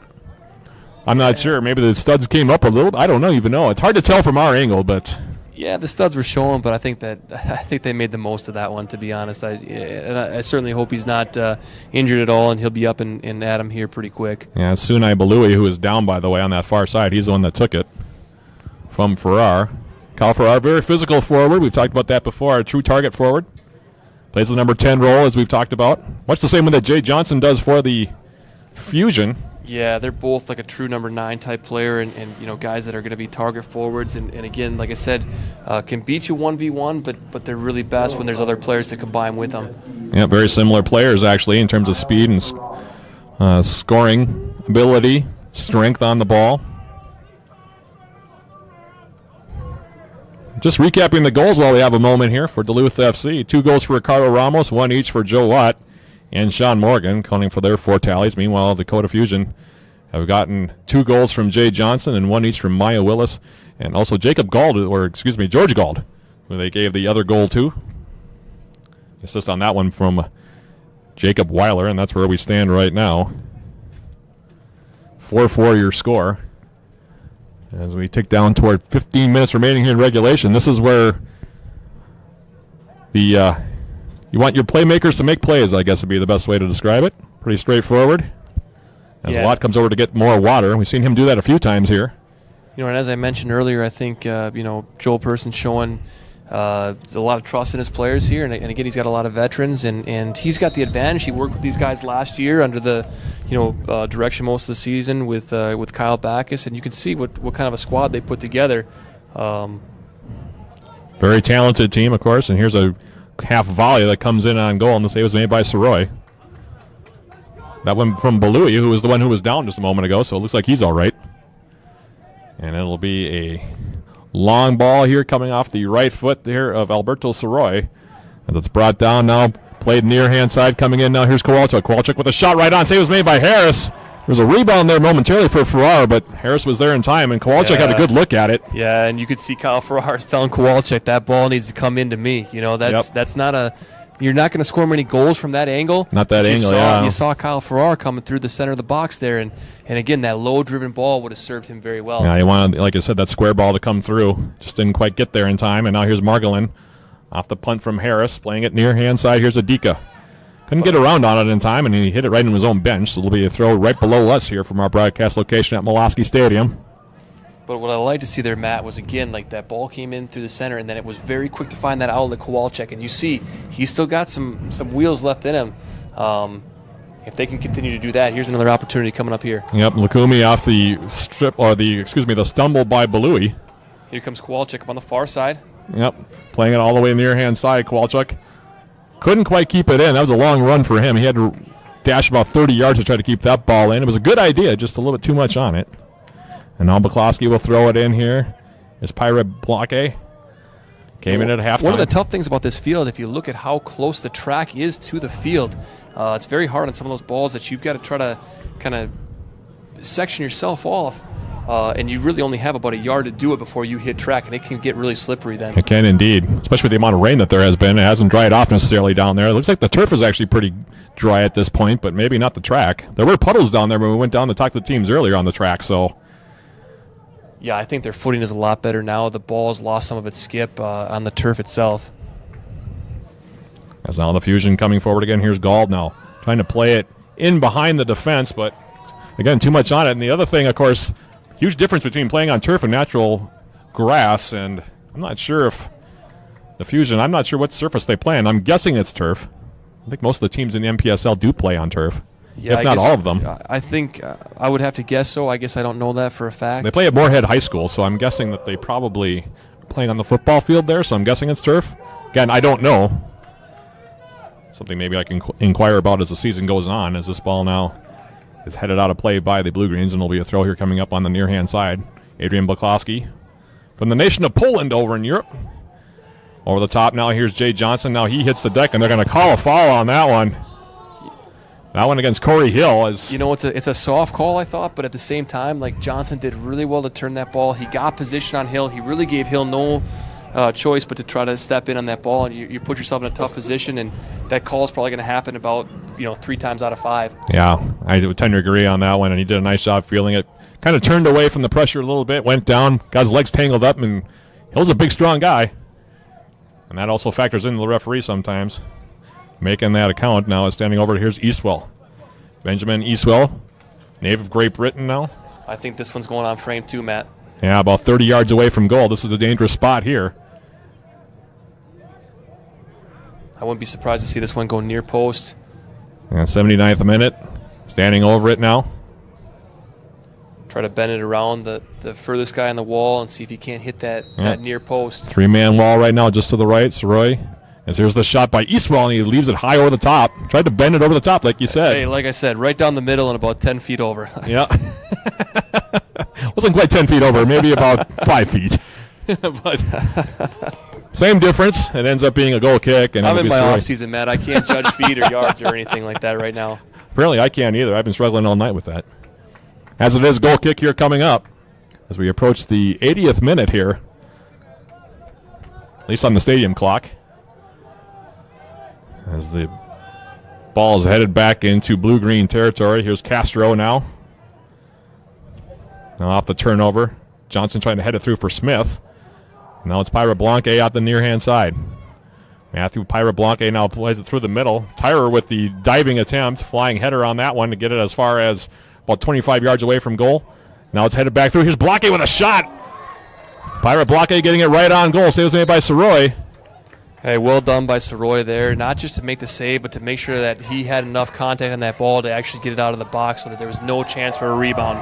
And it was a quick release, too, by Pyra Blanque. He came in, got the shot away. Like you said, good hands that time by Soroy, getting him up on that one. That's a harder save than it looks like. Yeah, I mean, it's a low percentage shot, but again, to get his hands in the position that they needed to be to actually get that ball out of the danger area, I'll give Soroy a lot of credit. And now he'll pump it long with the right foot. Carries over midfield, now headed down. Near hand side, here's Margolin. Margolin playing 1-2 with Kowalchuk. Now Morgan trying to step in as well. Now it's finally turned over, and here's Smith. Smith now. Here's Weiler. Jacob Weiler now will send it to that far hand side. Now Weiler got the return pass right at the Bulldog logo at midfield. Makes a turn, plays it short. Smith now trying to step through. There's a Dika now. He gets knocked off the ball by Pyra Blanque, and there's no call on that one other than a foul. Ivan's not happy about that. He's got to remember, though, he's on a yellow card, too. Yeah, so he's exactly. got to kind of keep himself in check. And I don't disagree. Like, I thought that was a pretty heavy foul and a lot heavier than it needed to be. And now he's going to get talking to. And yeah, we're going to see what transpires here. The referee has not gone to his pocket yet, Joe, so I don't know. This will be just a verbal warning. If his teammates can back him off, I'm sure. Yeah, now Buklowski's trying to get him out of there. One of the other things I'll point out is just how much extra work Sean Morgan is doing now as he's that true number 10. Not just on the offensive side, trying to get up and help out Kyle Ferrara on some of these offensive attacking situations, but also trying to slow the play down. You see Dakota sending some of their center backs up and trying to get numbers forward, and Morgan really trying to kind of be the first line of defense after they surpass Kyle Ferrara there. Now off the free kick, it's out on top. Getting a touch now. Castro will send it near hand side. Here's Kowalchuk.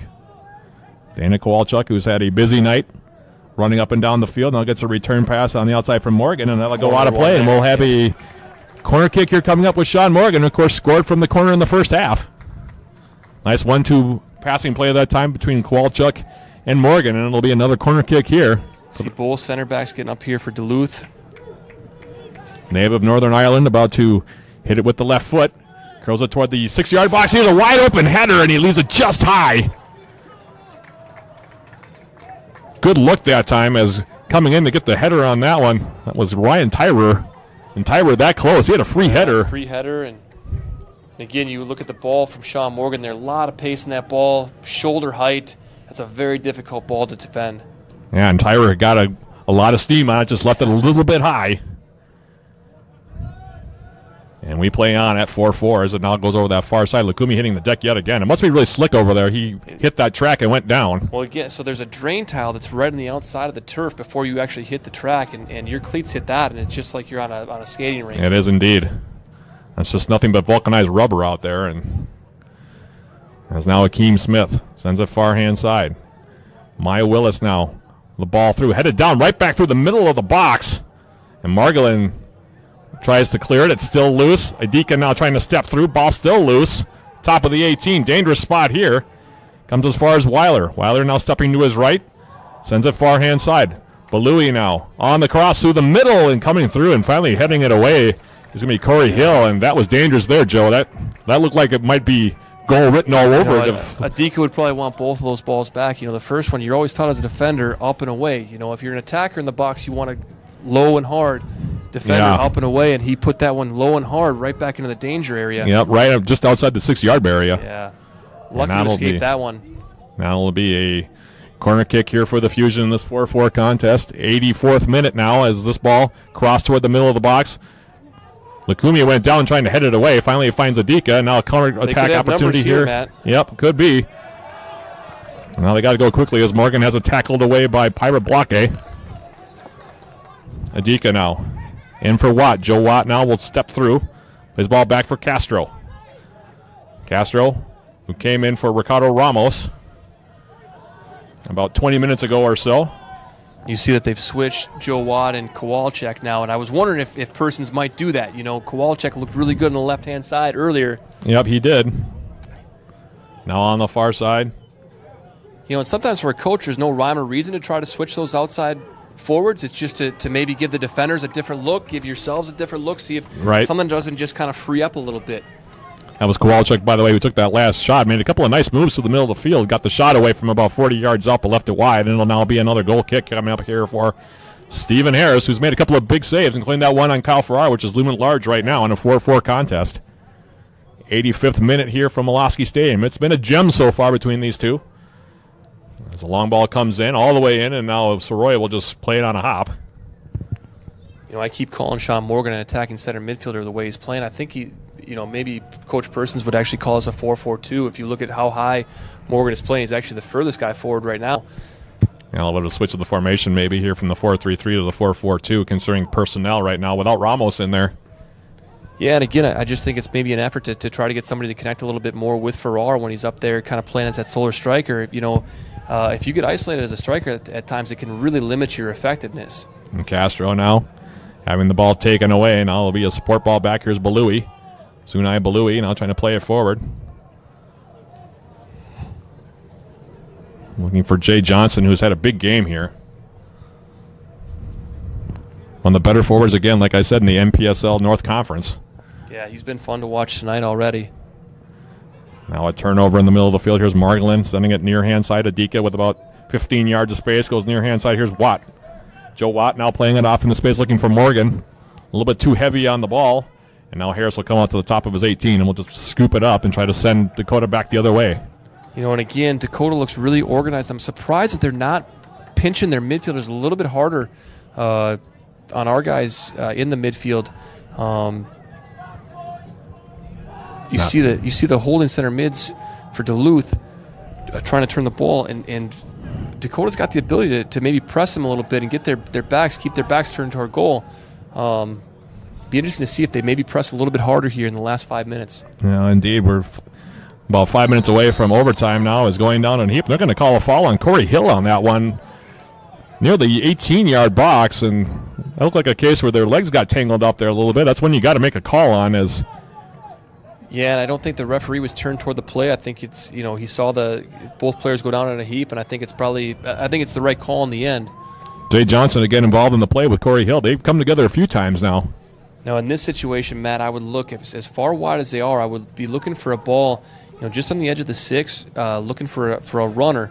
If you watch on the far side, Dakota's got 3 runners that go on the far side here. And just that gap between where the wall will be set up and where the first offender is for Duluth, look for that gap and that ball to be played in there. Low, maybe waist high or below. Apple Balui is going to take it here. He's got Jay Johnson to his right.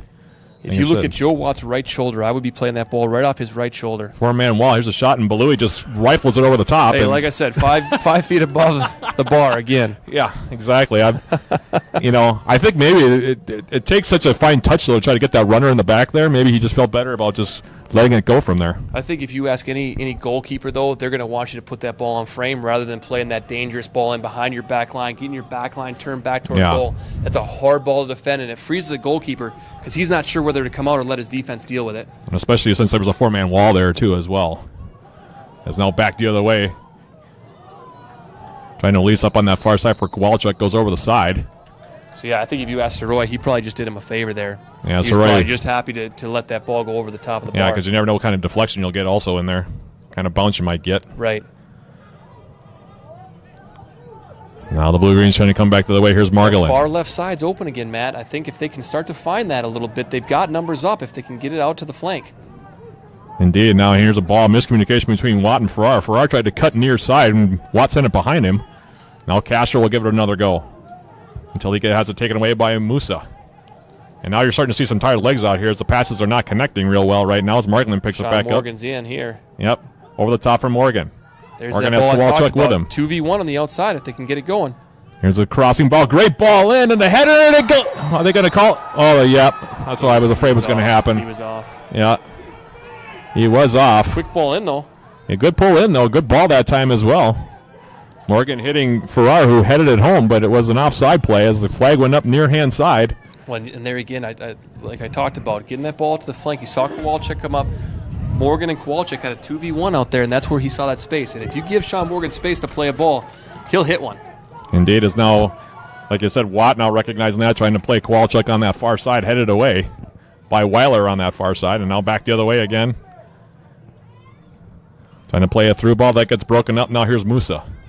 Faiz Musa now plays it short. Here's Jacob Weiler near hand side. Now Buklowski. Adrian Buklowski on the left foot.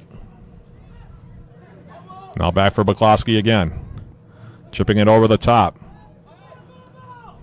You know, I'm a little bit surprised to not see Coach Persons have that third sub used yet, but I give him a lot of credit. I think he's got the lineup out there that he feels like is going to take him through the game, and I think to stay with that takes a lot of guts, and I to be honest, I like the move.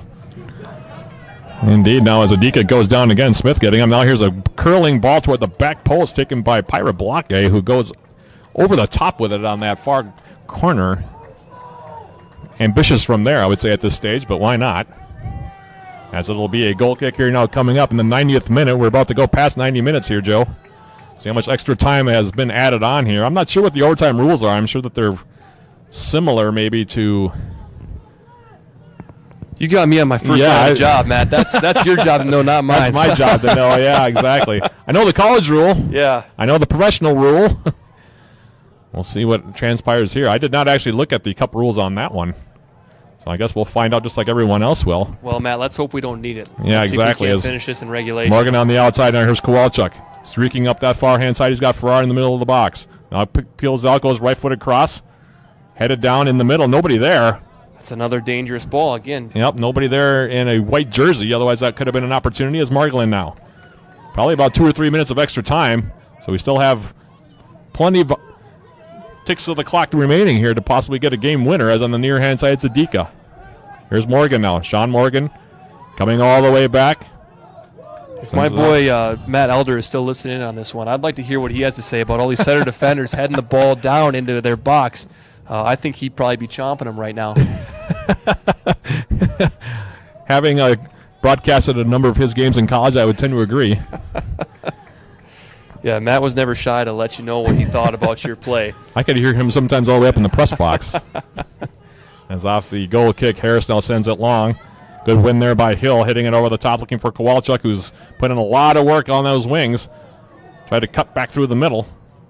But a really nice game for Dana Kowalczyk. He's done a nice job hooking up with both Ricardo Ramos and Kyle Farrar when the opportunity has been there. He's created some opportunities, and regardless of how this game turns out, he's had a nice debut as a blue-green. As this ball now, again, he's really just kind of showcased his work rate, which has been really fun to see. He has indeed. He's put in a lot of work, like you said. That's the biggest thing that I've noticed about him is his work rate. As now the ball hit near hand side. Here's Adika. It's all about 15 yards of space. Plays it outside. Now nice job by Watt to keep it in. Now plays it back for Adika. See if he can keep it in. He does so. Curls it back toward the 6-yard box. Nobody there. And now Weiler off for Akeem Smith, who's got all kinds of space in the middle. Now the space closes. Goes to the far hand side. Now they play a long ball over the top. Ball skip out. The one thing I would like to see from Adika there is, he took his first touch wide when he already had Joe Watt wide, and it kind of carried the pressure over to Watt. If Watt's going to stay wide on the line, I'd like to see Adika take his first touch central and see if he can't get that outside back to kind of draw in with him. Right, yeah, draw him in. A little bit more space. Yeah, kind of an overlap run on that near hand side. That's just communication. That's just, it's chemistry. That'll develop here as the season goes on, I'm sure.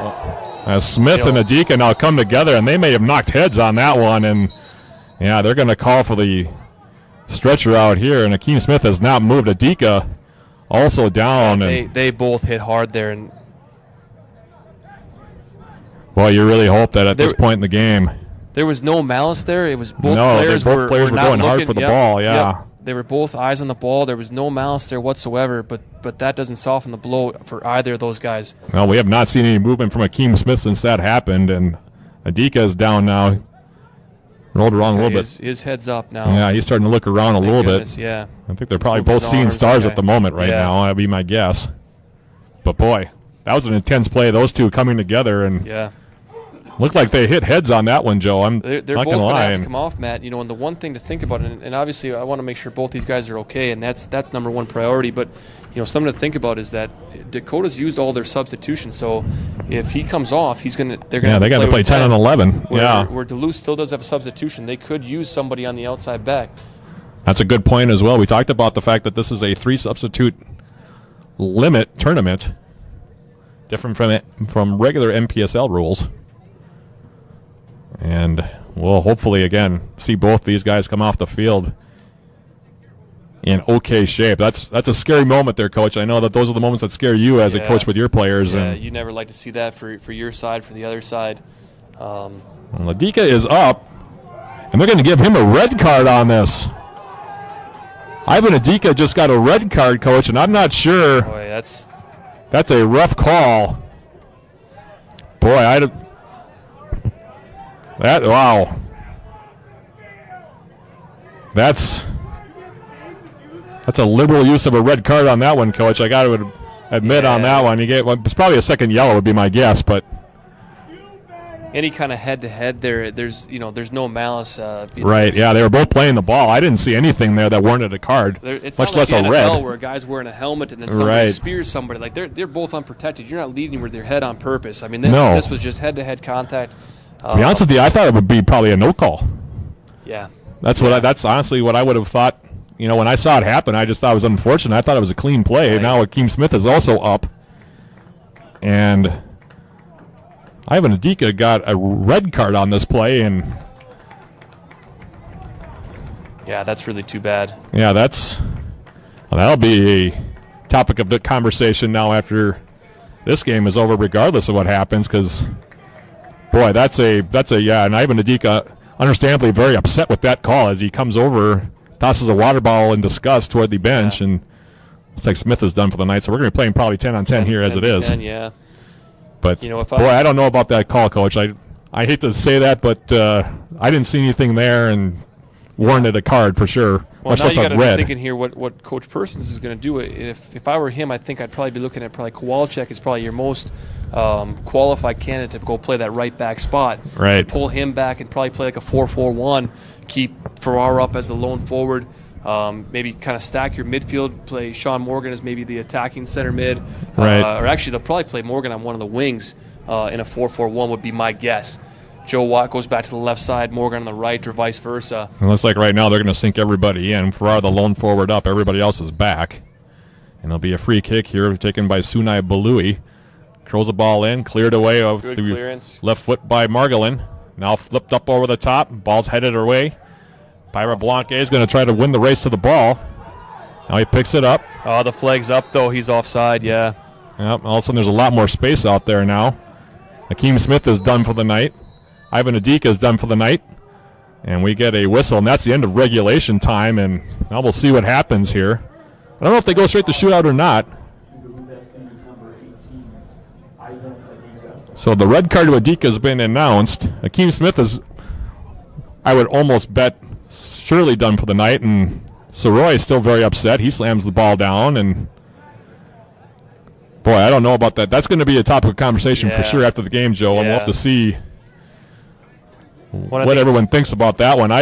It's too bad that you punish a player for that. And again, I guess I haven't seen the replay, and hopefully we're right in kind of our evaluation of that play. But I just did not see any kind of malice in that. I did not either. Over aggressive type play from Ivan there. It's a tough call. I thought it was a 50-50 ball. Both guys were going to play. That's really what that's how how I saw it. And I thought if anything else, it's a non-call. That's what I thought it was, but that's why we're up here and they're down there, I guess. Sure. So, Well, we'll see what happens here. Everybody on the Duluth sideline is now getting stretched out. Lukumi is down getting stretches. Joe Watt also. Kowalchuk also, and very much the same thing happening actually on the Fusion sideline as well here, Joe, and right in front of their bench. They're doing a lot of stretching as well. Yeah. It's got a lot of tired guys out here, and You've got a lot of guys that are used to college rules and NPSL rules where, you're probably playing 60 to 70 minutes a game, for most of them. right, yep. Not used to having to go 90 minutes and now to throw another, couple of overtimes on top of that. It's going to mean some tired legs. I'm sure a lot of ice baths here tomorrow. It is indeed. We're going to play extra time here as Jay Johnson is awaiting Kyle Farrar, the two captains. And it looks like we are going to have overtime soccer here. Well, one way or the other, we're going to have an overtime here, whether it's in shootout or... Well, really, that's the best news of the night. This has been just a fantastic game. Could you really ask for, right, let's have a 4-4 few your more minutes score. of a game like this. I've got no problem with that. It's been a wild game here, so far between these two teams. 2:15s, and then the shootout. Okay. So it is, we've just gotten confirmation from our technical director, Josh Wallace, that it is 2 15-minute periods, and then a shootout if it is still tied after that. So thank you to technical director Josh Wallace on that one, who's been handling all of our streaming service here tonight. We hope you've enjoyed the broadcast so far. And just to clarify, Matt, it's not a golden goal It's situation. not a golden goal, so it is 30 minutes. 30 minutes, even if there's a goal score, we'll play the full We'll play it out. FIFA made that change a while back, and the Cup has adopted those rules. And That's what I was guessing it was actually going to be, was something like that. I thought since we were playing international rules, it would be also an international situation where you would play the extra 30 minutes and then go to shootout. Of course, college, it's 10 minutes before you get to the shootout if necessary. yeah, Then regular season, it's just a tie. 10-minute periods, and in college, it is a golden goal situation. At the professional ranks and also in the U.S. Open Cup, it is not. It is 15 minutes or 30 minutes total, 15 minutes on each side. There'll be about a 2-minute break in between the start of the first overtime and the second overtime, and then, if necessary, we'll go to penalty kicks, which is that's a 50-50 proposition. You never know how that's going to turn out. So. Yeah, I've been in a few of those these last couple of years, and so have some On of the good guys side and the bad side, yeah. Yep. So the two teams now will retake the field. By the way, both teams, it should also be noted, playing with 10 men at the moment due to different circumstances. On the Dakota side, it was because of an injury to Akeem Smith, who...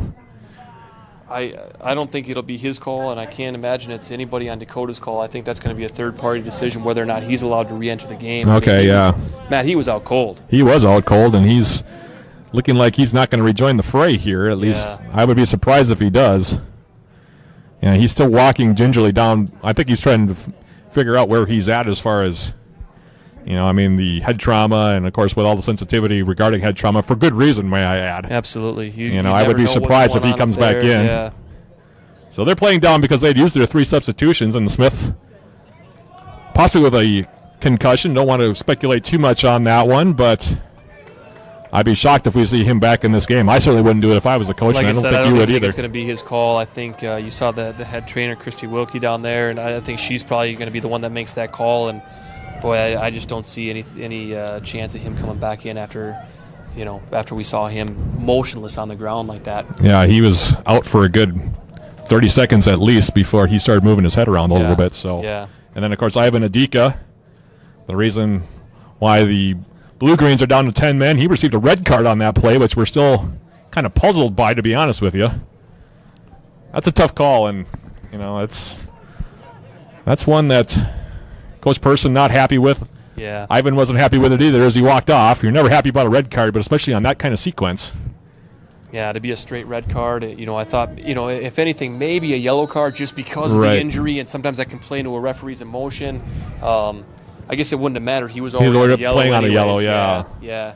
But to be honest with you, I just thought that was a no call, and you just move on. That's honestly, that's what I thought it was going to be. So, but here we are, two teams playing 10-on-10, both down a man in a 4-4 contest as we begin the first overtime session, the first of 2. Blue Greens going from right to left, the Fusion going from left to right. They're playing on that far hand side. Joe Watt now measuring a ball on the near hand side. Here's Sean Morgan. Sean Morgan was just a bit offside on that. The flag is up. And the flag is up, and it'll be a free kick. I'd like to see a few more of those, 55, 60-yard crossfield balls. Well, and he had Lukumi coming up on the near-hand wing for an overlap. Yeah. And I know that's one of the things we've been looking for here in the second half. Now there's a lot of extra space out there. I wouldn't be surprised to see that next time that Joe Watt gets the ball on that, if he doesn't try to play a little bit more diagonal and see if he can't play Sean Morgan into space. That one he was almost trying to hold Morgan up and just switch the fields. But I think he might be able to find a good bit of space. And Morgan's got a lot of speed to get in behind that back line. Now the ball up on that far-hand side. And you're right, they have moved Kowalczyk all the way back to that defender spot. Now Farrar hitting Kowalczyk on the overlap. There he is on that overlap. Kowalczyk now trying to play it toward the middle for Morgan. Now it's cleared back out. Kowalczyk, though, will track it down far-hand side. Now crosses it with the right foot in for Farrar, who has a step on it, has 3 men around him, however, and gets his shot blocked. Not a bad beginning here. And now they're going to give the throw to the Fusion. I'm not sure how that happened. Yeah, I think it was probably Fusion's ball. It looked like did it take a deflection? We maybe slid that one out, but either way, I think they're just a little bit disappointed that it took so long for the call to be made. Yeah, that's when probably. You got your left back who runs all the way up to take up the throw. The last thing he wants to do after 90 minutes of running is have to run all the way up to take a throw and then retreat back, right? Right. Yeah. Exactly. That's. There've been some questionable refereeing decisions to say the least here, and that'll be worth a talking to at the end of the game, or talking about anyway. I think that as these players try to shake off some rust, it's important to realize that the referees have also had a long off season, and that can play into things, and they're trying to get everything firing on all cylinders, and overall I think they've kept a good handle on the game. Just some tough calls here and there. Absolutely. As here's Morgan now on the left foot, his dominant left foot now crossing toward the 6-yard area. Broken up by the Fusion. Now they clear it up near hand side. And here's Margolin. Margolin now will play it short. Here's Lukumi. Lukumi now wide open as Morgan on the left foot. Plays it in, looking for the cutting Farrar. Broken up. Now there's a player down for the Fusion, and I'm not sure how that happened. That looked like it was just a straight wipeout, maybe. I think he's cramping. Yeah, that'd Sean be my Morgan's guess. Over there stretching him out. That's that calf cramp. And those are painful, That's boy. That 93rd minute injury. Yeah, exactly. Yep. You just cut the wrong way, the calf gives out. Not enough calcium left and fluids left in that calf, and it just gives out. Yeah, that's where you need a good soccer mom to run you out some oranges or maybe a banana, right? We get the emergency fruit team will be on that one. Get out there, make sure he gets his fluids in there, and right. It looks like he's going to be okay. But he'll be feeling it in the morning here as Morgan does a sportsman-like thing, throws it into Harris, and we'll reset things here. We're now in the 94th minute here of this contest. It's been a gem so far. Like I said, 8 goals up on the board. And we're going to need at least one more here before we decide things, as that ball sent up on the far-hand side, now tipped out of play over the sideline, and it'll be a throw here coming up for... Man, it's fun to see Jay Johnson still working on the other side there, huh? Like he is a workhorse. Every ball, yeah. We've talked about him. 2 goals for him tonight. The other goals, Maya Willis and George Gald for the Fusion. Meanwhile, Ricardo Ramos, who unfortunately left this game with an injury. Hope that he's all right as well. Game really turned, though, on that one. Blue Goals really haven't been creating as much, and now here's another foul going to be called as... Boy, I don't know, Matt. Corey Hill went down red card on one side, and to see no card for really that one, the same. For anybody listening who knows me, it's far be it for me to criticize a referee ever. So we'll give him the benefit of the doubt again, I'm sure. Yeah, says Christy Wilkie's going to have to run back out there. She's been busy here the last... Yeah, she's putting the miles on, too, hasn't she? She's had to go out there on more than one occasion, to say the least. This is about trip number 4 or 5 for her just in the second half alone. Christy was a long-time athletic trainer at UW Superior. Yes, she was. Boy, the student-athletes just love her. They miss her. We all miss her. A former goaltender, actually. She played goaltender in her youth soccer days. Had a lot of conversations with her about that over the years. And she's out there right now attending to outside defender on that far side. I think that's Kowalczyk, actually, so that would be another blow that they don't need right now, But like I said, Ricardo Ramos going back to the scoring for Duluth FC in this contest. 2 goals for him. Additional goals for Joe Watt and Sean Morgan, and that's where we stand right now, 4 apiece. Clock still moving. Looks like Daniel Hedstron's doing a little warm-up on the sideline here. I don't know if they're maybe looking at that third sub and trying to shore up the middle a little bit. Or Could be. As far as playing the ball in the middle in the air, you're not going to get much better than Dan Hedstrom, 6'6". Yeah, he's a force in the middle of the field, and you know, you look at any kind of an overtime goal situation and a lot of set pieces when the game gets stretched, and you know, if he can be on the end of a Sean Morgan or a Joe Watt ball on a set piece, you know, he's even going to dwarf Kyle Farrar a little bit. Yeah, he is. Right? He's going to make Farrar look small. As now we have free kicks. We come back. Now Soroy will send it long with the right foot. Pops back up into the air on the far hand side. Bounds off a couple of heads. Now it's on the outside trying to touch it through there. That was Watt trying to touch it in for Farrar. Now sent back forward. Kyle Farrar pops it back up in the air again. Neither team able to settle it at the moment. And now it'll go over the side, and it'll be a throw deep in Dakota Fusion territory for the Fusion. You know, but this is the kind of style of play that they were playing when they turned the game around a little bit in the first half, where you know they're playing a little bit of the field position game, almost like an NFL game, where getting the ball deep and just kind of pinning Dakota back a little bit and seeing if they can put some pressure on them, and just kind of creating a little bit of havoc. And it's not even necessarily can you build up out of the back or you know really be dynamic in your attacking third, but can you win the ball in an advantageous situation and make the most of it? Especially at this point in the game where you got a lot of tired legs out there, as Farrar was offside, so he just jogs it back. And now Harris will grab it on a couple of hops, and now he'll play it to himself here as he comes out of his own box. Farrar jogging over to put some pressure on. Now Harris will send it long on the right foot. Tyrer comes over to win it. Sprays it into his own bench, and it'll be a throw here on the near hand side. Looks like Gargar's doing a little warm-up over here as well. I don't know if these guys are looking to get in or just kind of staying loose. Or yeah, you never know. Now here's Johnson getting us up around Tyrer. Jay Johnson now. And a nice job coming over to knock that ball away. Good defense that time by Hill coming over. Very well defended. Good read that time by Corey Hill. You know, you watch Johnson as he turns and as he gets his defender to turn, his next step is just so much faster than the guy next to him. Yeah. And that's where he does a really good job to seal those corners. Hill did a really nice job to recover there. Here's a throw by Eastwell now toward the 6-yard area. Johnson got his head to it, but they're going to say it was also touched by Tyrer, who apparently got his head to it. So they're going to reward a corner kick here as we're now in the 99th minute out of 120. Matt, I'm just going to let that one go. I'm pretty sure that was a goal kick, but I'm going to just kind of keep my comments to myself at this point. Sunai Baluli will take it. Balui now into the middle.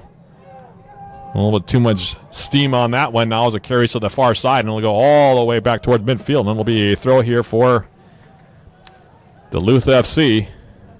Kowalchuk will take it. Dana Kowalchuk now, who's had to play multiple positions here tonight out of necessity. He's been a utility player for sure. Put in a lot of work here tonight. Had a good night. Isn't on the score sheet. But he's done very well now as that ball played up over the top. Getting back, Tyrer wins it. Now here's Vlad Margolin. Came in for Tom Corcoran, what seems like a very long time ago. In that first half. Yeah. Corcoran only played 35 minutes tonight. And now a throw near hand side. Here's Eastwell. Benjamin Eastwell now on the throw. Here's Balui. Left footing it toward the top of the 18.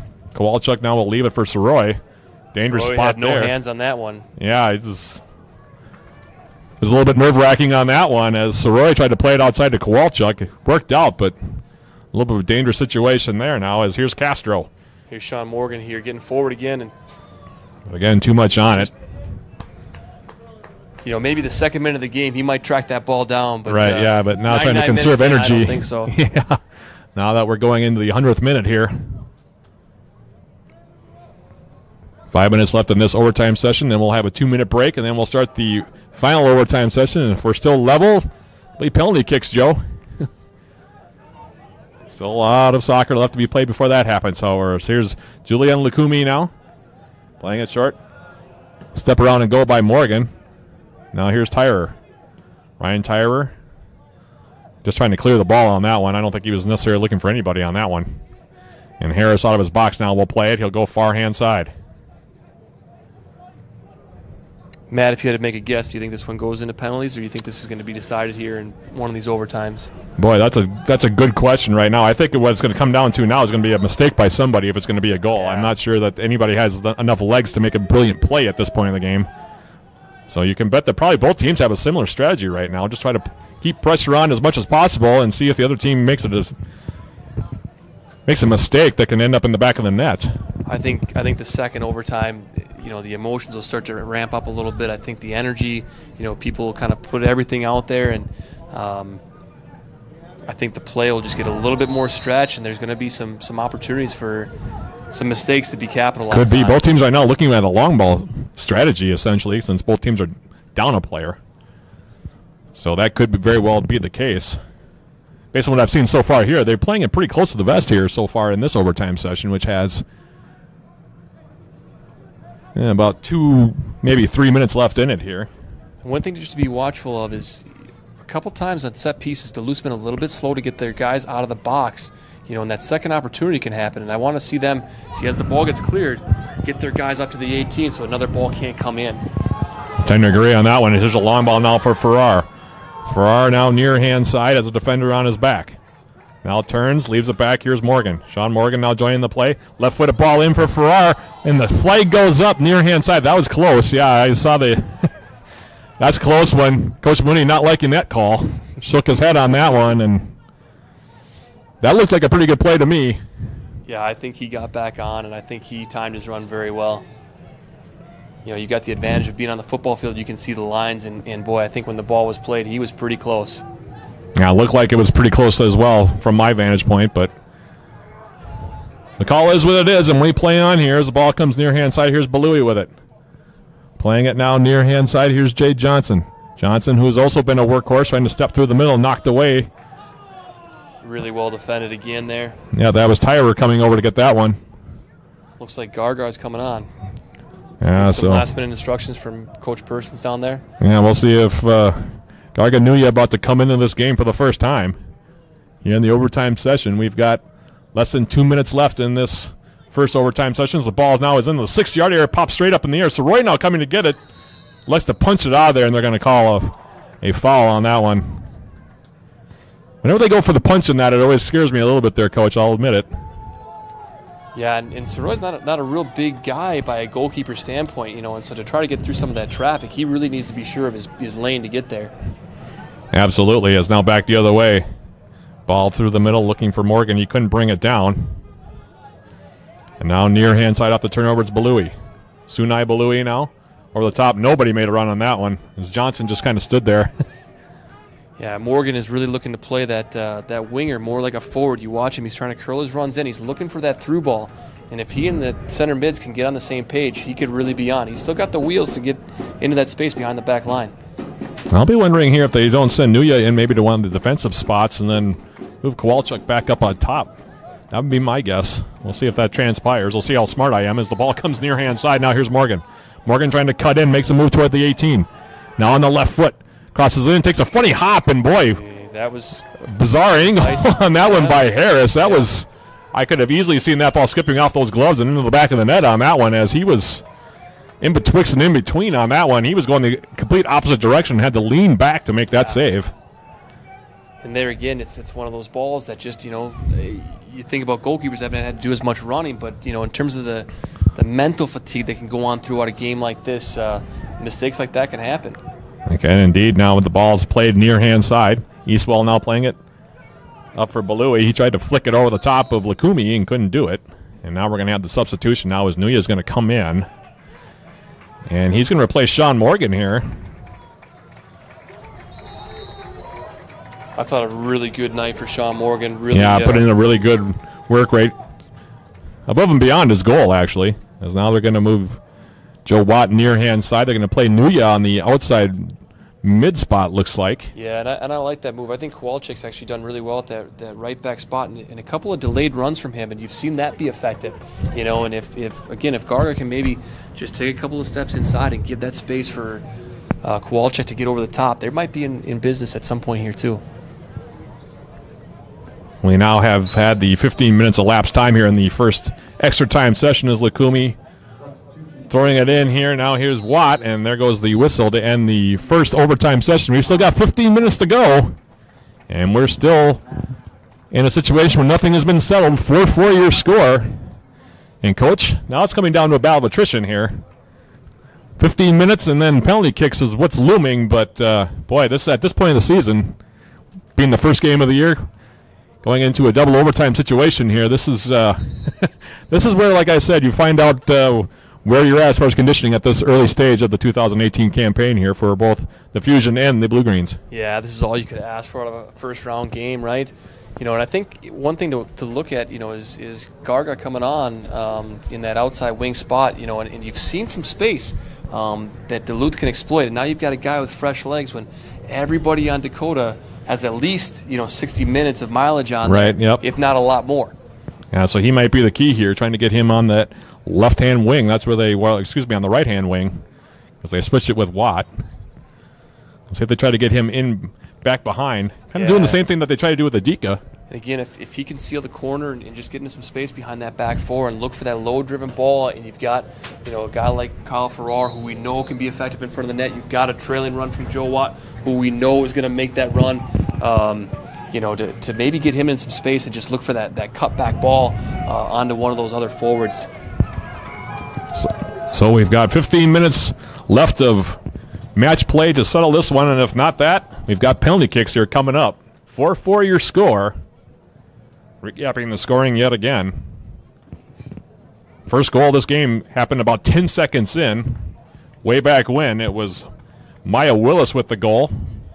That made it 1-0. Then goals at 31 minutes, 33 minutes, and 35 minutes. Watt at 31 minutes. And it was Ricardo Ramos at 33 minutes. Then it was Sean Morgan at 35 minutes, gave Duluth FC a 3-1 lead. Heading into halftime, two quick goals by Jay Johnson within a minute of each other. And the 47th and 48th minutes made it 3-3. Then Ramos scored his second goal about 2 minutes later. And then finally, it was George Gall getting the game-tying goal in about the 65th minute, and that's where we stand, 4-4.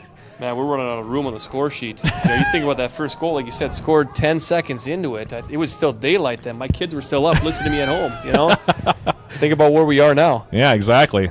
It seems like a long, long time ago when Willis scored that first goal, and we've been going ever since. 4-4 contest. It's been a great game. Both teams played very well here. And we've been talking a lot about Duluth FC, but take nothing away from Dakota Fusion either. They've come to play here today, and it's been a treat here in the first round of the 2018 Lamar Cup United States Open Cup Tournament. Now you see Joe Watt tucking in just a little bit on that left side, which I like to see. Maybe get connected with Kyle a little bit more. Now it's popped up into the air, now trying to step through. That's Castro. He came on for Ramos. As this ball now sent long. So Roy near the top of his box. Good positioning on that one. And now he'll distribute out the outside to Julian Lukumi. Lukumi. Lots of space in front of him now. We'll take that space. Now plays it on the outside. Kowalczyk's open. If they can find him on the overlap, get him baited in centrally, now find him on the overlap. Yep, Margolin finally now picks him out near hand side. Here's Kowalczyk. Kowalczyk on the right foot. Curls the ball toward the 6 over the top of Farrar. At this stage of the game, those are going to be hard to connect on, I think. 25, 30-yard ball in the air with those tired legs. Yeah. It's going to be tough to connect on those. I'd like to see him skip the center midfielder in that and just get that 45, 50-yard switch on to Kowalczyk before the back line can shift over. And now he's got a one-on-one opportunity, in the final third that maybe he can take a guy 1v1 and, again, look for that cutback ball across the box. Right. On the outside now, back the other way. Through the middle, here's Jay Johnson again checking back. Play it back for Weiler. Now near hand side, here's McCloskey. He has Sunai Balui with him. Balui on the right foot. Now he'll give it back for McCloskey. Weiler. Dakota in no hurry here. Now they're going to call a foul on Castro. First whistle against Santiago Garcia Castro. Since he's coming into the game, I don't think he's been whistled for a foul until that moment. And off the free kick, now back the other way. Here comes Dakota. Now Weiler's ball through the middle. That got picked off. Far hand side now, it's Joe Watt. Watt now will step through. Now he'll switch at the point of attack all the way near hand side. And here's Kowalczyk, and we'll see what he can muster here. Well, 20 yards of space in front of him, so he'll take it. Kowalczyk on the right foot. Dana Kowalczyk playing it short now. Farrar trying to get Nuya on the back door. Now it's Margolin. Lad Margolin trying to step through. Now he gets taken down by a pair of players. Belui was there, as was George Gald. Crowd asking for a card on that one. They're not going to get it. And good sportsmanship there by Margolin and Belui. At some point, I think they got a point, though, don't they? Yeah. That's He's shaking his head, yeah. Harry Papuanu, our referee liaison. Having a look. That's one of those things where at this point in the game, it's just kind of a persistent foul in the same spot. And at some point, it doesn't really matter who it goes to. It just got to go to somebody to maybe force Dakota to actually defend rather than to foul in that situation. Right. As Joe Watt, unfortunately, hits that ball through everybody. And now I'll throw on the far hand side. Now back through the middle, picked off. Yellow card issued to the UFC number 6, Cordell Hill. And now there's been a yellow card awarded to Corey Hill for something. Yeah. I don't know, maybe for dissension? I didn't see that one.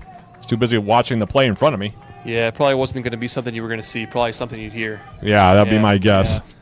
Said the magic word as Harry the case. shaking his head. He's saying, yeah, that's probably the case. Harry knows yellow cards. That's off the free kick. Now it comes all the way forward. Now they're streaking in. Here's a shot attempt, and that one goes high and over the top. That was by Maya Willis, who scored the first goal, like we said, way back when, Joe. Yeah. First time we've seen him for a while. Boy, and he had every bit of speed that he did in the first half. I mean, to get on the end of that ball. And Now he got in there on that one. Shot went high and wide. And now off the goal kick, here come the Blue Greens again. Near hand side now Kowalczyk. Kowalczyk now trying to play in the space for Farrar. Farrar now in a race. Harris coming all the way out of his box, and he'll hit it well into the stands. 20 rows up. And a quick throw now coming up here as we're playing on here in the 111th minute. what's the ruling in the Open Cup? Do you get to keep that ball then, Matt? I don't know if it's a souvenir or not. I highly doubt it, I think. Nuya was going to take the throw. Now he'll give it back. And now it'll be Dana Kowalczyk who will make the toss here deep in Dakota Fusion territory here for the Blue Greens. Toward the 6-yard area. Flicked up in the air. Now out. Margolin coming over for the Blue Greens. He'll play it near hand side. Now here's Kowalczyk. Dana Kowalczyk now 1-on-2. Nobody giving him any outlets. So he just plays it off of Belui and we'll get another throw. Smart play there by Kowalczyk. Yeah. Now here's the throw. Headed up in the air, and now we'll go over the side again, and we'll have yet another throw. As coming over now is Corey Hill. He looks like he wants to take this throw this time. Something that's been great to see here, Matt, is just the amount of composure by Duluth. And you can see, again, it's a lot of veteran guys that have been in tight games, tight situations. The cooler heads are prevailing. But also, I think, hats off to Coach Person for getting these guys ready for a game this early in the year. He hasn't had a chance to get to know these guys as well as I'm sure he would like to, but in a short amount of time, he's done a lot of work with them, you can tell. He has indeed. They're working on a lot of different sets right now as here's a throw. All those 6 a.m. practices coming through over at Public School Stadium. By the way, that'll be our next broadcast. Duluth FC Soccer on the 26th of this month against Minneapolis City SC. I hope you don't have any torn loyalties on that one there, Coach, with how many of your former players play for that team. But we'll talk more about that later. I plead the fifth. Smart move. That's why it's there. As now coming forward. Nuya on the outside now. Left-footed ball through the middle, and that one deflected off of a defender. So we will have a corner kick on the far side. Now we're in the 113th minute. Yeah, and you see in a lot of these set pieces, keeping a guy like Kowalczyk back, you get your bigger guys up and into the attack, and you keep a guy like Kowalczyk back because he can probably match speed for speed with a guy like Jay Johnson a little bit better than either of the bigger center backs can. Joe Watt will take it. Overhit it quite a bit. Now Margolin trying to come back. There's a hand fight over there with Buklowski. And now Belui sending it long. Here's Jay Johnson. Jay Johnson now in a foot race with Lukumi, and a good job by Julian Lukumi just to knock that ball away. I'm trying to be too fancy with it with Jay Johnson standing there. Yeah, get it out of the danger area. And now the quick throw comes in. Here's Weiler now. Jacob Weiler, who has an assist in this contest, plays it on the outside. Now back on the outside. Crossing ball in for Johnson, who got behind everybody, and boy, that looked dangerous for just a half second. Johnson, thankfully, didn't have a lot left in his legs. Otherwise, he would have gotten that ball. And yeah, Hill just misjudged it. I think that's probably a ball he wins probably in about the 10th minute of the game. But just tired legs again. You don't have as much of a vertical, and just in the 114th minute, not quite so easy to get there. Right. So but on the other side of it, Johnson probably the same thing. That's maybe a ball he gets to earlier in the game, but just didn't quite have the legs to get there at this point. So it'll be a goal kick here coming up now. Alberto Soroy sends it long. Carries over midfield. Flicked up over the top there by Castro. I've got to think Coach Persons at this point is probably putting together his short list of 5 guys who will take penalty kicks if we get into that position. I would tend to agree as well. They've got a lot of guys that can do it. And again, a lot of guys who've been in that experience and can deal with the pressure, guys that can finish naturally. They'll be in a good spot, I think, if they do get into penalties. Of course, keep in mind that the 5 players must be on the field. Can't take them off the bench, at least not at this point. Right. So that'll be another consideration as well. Who's got the best legs and who can come through with heavy legs at this point in the game. And that's something to consider. I think, if you kind of by my standpoint, I think you ask your players who's got the legs to go, and you ask them to be, honest with you. The guys that you might pick in the first minute of the game might be different guys than 120 minutes in, right, when they've got tired legs, because that can affect the way that you take a penalty. Absolutely. So it'll be interesting to see what happens here. Of course, we still got about 5 minutes of the extra time session here remaining as Kowalczyk now near hand side, so maybe we can get a game winner before that happens, Coach. But just thinking a little bit ahead as Margolin now, nice turn to get around Akeem Smith. Or check that, it was Musa. I keep forgetting Smith is out of there. Now trying to make a move forward and going down is Margolin again as that ball was tackled away by Buklowski. Right. And there'll be a quick throw here now coming in for the Blue Greens. They played all the way back. Here's Hill. Corey Hill now lobbing it over the top. Here's Joe Watt. Leaving it down for Farrar. Good ball near hand side for Nuya. Garga Nuya with the shot, and he leaves it just high. Nuya had a good look at it and just left it a little bit high. Once sailed right through the football crossbars, but yeah, and he knows that's one he's got to put on frame. And again, he had Kyle Farrar and Joe Watt streaking far side too. If you're going to take a shot, it's got to be on frame, and he knows that. Yeah, that was the best chance either team has had here in either extra session. As Tyra now on the outside, here's Lukumi. Julian Lukumi has Watt with him. I thought very solid build-up play, though, between Watt and Farrar there to lay those balls off. And I thought Farrar was going to maybe take a shot from range there, and he laid that ball off into Garga instead. Garga had a good look at it, too. Yeah. Excellent look at it. Now it's back the other way now. This is George Gald now playing it short. Weiler on the overlap. Now coming all the way back, here's Jay Johnson. The ever-dangerous Jay Johnson leaving it for Weiler. Weiler now through the middle. This is Musa with it. Plays a far hand wing. Now they play it toward the top of the 18. Flicked up in the air there by Tyrer. Ball still loose. Now Margolin gets his foot to it. Musa now. Plays it on the outside. Buklowski trying to step through, looking for the handball. None forthcoming. And now Nuya plays it long now, and it got tipped away from Farrar, who was trying to check back for it. Yeah, you can see the tired legs really setting in. Duluth's got to do a little bit better job of getting their midfield, to compress up a little bit further. I agree. Too much space in between the lines right now. Now is a ball near hand side. Stepping through here's Adrian Buklowski.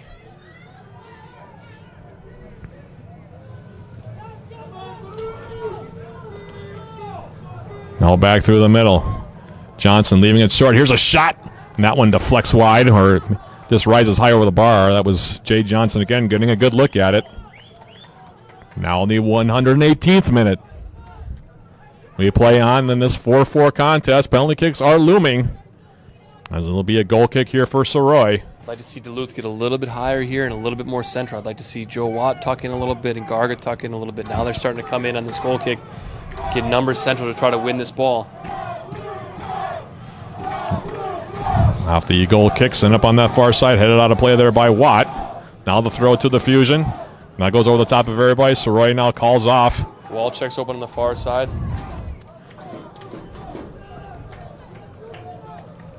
Now they'll play it short. Here's Corey Hill. Kowalczyk right in front of us. Comes across midfield. Kowalczyk on his right foot. Plays it short. Farrar tried to touch it over the top.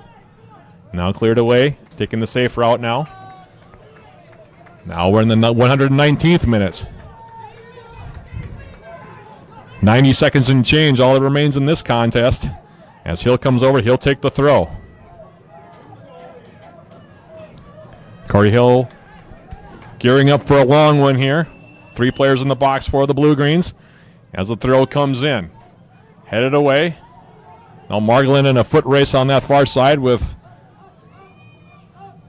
Pyra Block, sends it in. Looking for Farrar. Headed away by Weiler. Could be onto something here. Yep. Could be. Watt now crossing it.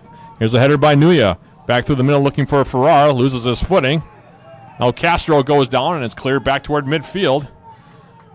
Corey Hill there to win the 100 for the Blue Greens, and they continue to press on as we're now in the 120th minute. Now the ball over the top, near hand side. Nuya, near hand side, tracks it down. Garga Nuya, who came in during the extra time session, off for Kowalczyk. Dana Kowalczyk sprays the ball with the left foot. Tried to do an inside-out kind of step-over move there and left it a little bit behind Farrar, who was in the 6-yard area. To get around it to put any kind of texture in that ball and kind of spin it in toward goal. And now another player down is Balui, I think that's down feeling cramps right now at his own 18-yard box, and we're going to get a whistle. According to the stadium clock, we've got less than 10 seconds now left in the overtime session. Penalty kicks are looming, as I mentioned about 5 minutes ago, and Joe Watt on the far side also trying to stretch out his calves. Going to have a lot of tired soccer players at the end of this one, as also down is Kowalczyk near midfield. Everybody just trying to get a little bit of extra breath here. Yeah. Trying to finish this game out, 120 minutes worth of it. And as I said, highly entertaining. A few controversial moments. We've seen a little bit of everything in this contest. Yeah. 8 goals, Matt, and if we go into penalties, you're bound to see more in the penalty shootout, right? Yeah, you would hope so. Well, at least one more. There's got to be one more. Right, exactly. As the referee puts the ball down, they'll play it now back for Harris. Harris now back through the middle. For Gall, they'll play it on the far side. Now they go long ball looking for Johnson. Hill steps through. Margolin wins it. And we get the final whistle here, and it is penalty kicks to determine who advances here in this first round of the 2018 Lamar Hunt United States Open Cup between Duluth FC and Dakota Fusion. And Coach, 120 minutes, and now it all comes down to a couple of goaltenders, 5 shooters, and we'll see where we lie after that. I'm going straight freshness here.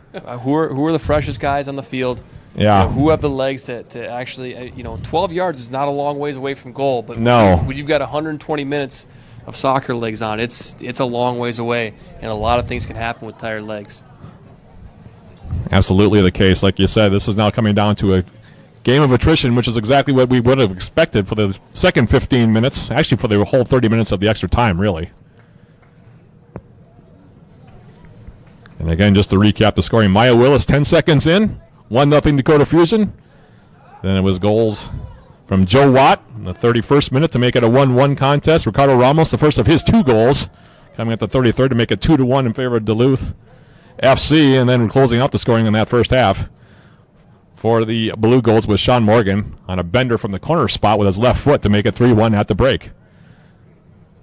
Then Dakota came out in the second half. Got goals from Jay Johnson the 47th and 48th minutes to make it a 3-3 contest. Ricardo Ramos with his second tally in the 51st, I would say, or 52nd minute. And then it was George Gauld getting the tying goal off an assist from Jacob Weiler. That goal coming in about the 65th minute or so. And ever since then, it's been 4-4. Yeah, and that fourth goal, Matt, I'd still like to see, VAR on that. I guess maybe we don't have that in these rounds of the Open. Yeah, we don't have, unfortunately we don't. I'd still like to see if there was maybe at least one offside and maybe a second one. Yeah, I know you felt like they were, because there was a case where both Jay Johnson and Jacob Weiler were all alone on the near side post. Got behind the combination of Ryan Tyrer and Corey Hill. Yeah, and again, that first ball that was played back, and I don't remember who took the corner kick, but it was played back out to the kick taker, and a lot of times that's questionable. Yeah. You know, if the back line does a good enough job of getting their guys up, that guy Especially if they push forward, you would think. Yeah. So we'll see now who are the 5 penalty takers here. They have not made their way out to the field as of yet. Looks like, though, right now, if I'm guessing, looks like it'll be Eastwell, possibly, and Jacob Weiler, at least, are 2 of the shooters. Again, nothing decided as of yet. I would guess Farrar and Jay Johnson would probably take them, at least. Yeah, and then, Then after that, it's kind of questions about who takes, who's your first kick taker, who's your third, who's your fifth, So we'll see now who's coming out. It is Eastwell. Well, let's get Duluth FC first, because they still haven't made up their minds, it looks like. I'm a big fan, Matt, of your best kick taker first and then so on. Exactly. Try to set the sure tone early. Best guys get a chance to take kicks. There was a big controversy a couple years ago about Cristiano Ronaldo, not getting a chance to take a kick. Right. And because he was the 5th shooter, and it never got to him. And so I wonder, for me, I think you go with your best shooter, your best finisher first, your second best second, and then so on. So they'll be shooting to the goal to our right here. So it all comes down to also the goaltender, Stephen Harris, and Alberto Soroy here. And we'll see, depending on how the coin flip went, who shoots first. So, Matt, just a side note, Josh has been saying that he's watched the replay, and he said they were onside on that kick. So Okay. I'm still going to argue it, though. So we got our first shooter here, and it looks like it's going to be Castro.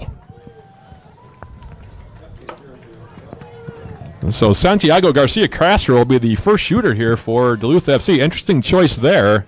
He, of course, came out as a substitute. He replaced Ricardo Ramos, who left the game with an injury. He will take the first one here. Maybe just because of fresh legs. That might be the reason why he's taking it. And again, we'll see. As a coach, I leave it up to the players and let them kind of decide if they're fresh enough to go. First shot and a goal. Yeah. So they got off to a good start with that one. No problem putting some pace on that one. Nope. That was a fresh leg strike, definitely from Castro. So he makes it 1-0. I think if you get the coin toss, you always go first. You put pressure on the other team. Now all of a sudden Dakota has to make this just to stay at 1-1. Right. So here's the shooter now. Benjamin Eastwell. We'll take it here. Try to even this up at 1 apiece. His shot saved by Soroy. Dove to his left. Eastwell maybe telegraphed it a little bit, and Soroy got down and made the stop. Yeah, he did. And I love Soroy. Even in a shootout, he's not giving up a rebound. There's no chance or anything coming back. Yeah, man, speaking Soroy, of an interesting highlight, did you see that ESPN one where the ball... Yes. I think everybody saw that one. So now it's Joe Watt to take it. Trying to give the Blue Greens a 2-0 lead here in the shootout. Watt stepping up, and he scores. Low, not a lot of pace on it. I think Nope. he knew where the goalkeeper was going before he took it. Just, very cool, calm, collected from Joe Watt. Well done.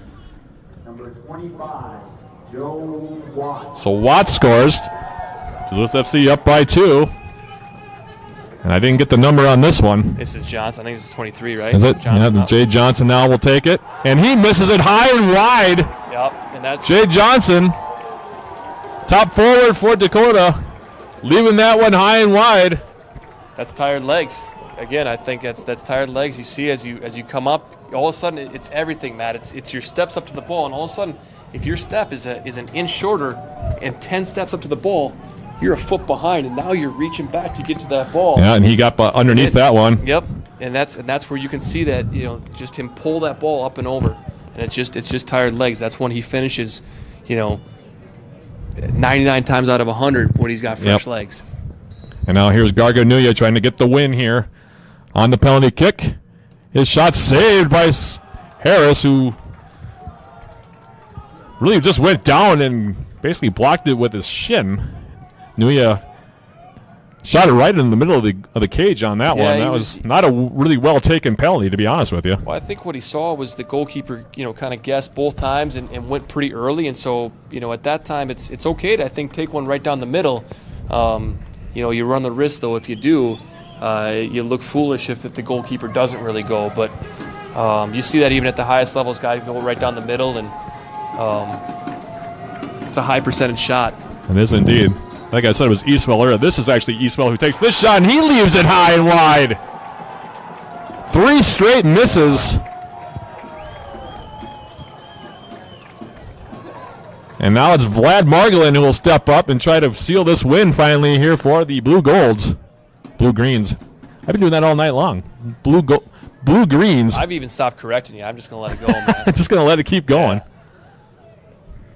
And if we My make mistakes, Matt, all's forgiven anyways, right? Yeah. Either way, it's Margolin to shoot it here. I'll tell you what, the If other I figure out what my colors are. Matt, this is really going to amp up that rivalry in season too, huh? It is indeed. His Margolin's shot is in the back of the net. And with that shot, Margolin seals the victory in shootout fashion here for the Blue Greens. They will move on to the second round of the 2018 Lamar Cup United States Open Cup Tournament. And the Dakota Fusion will head back to Fargo and prepare for their season opener here coming up soon. That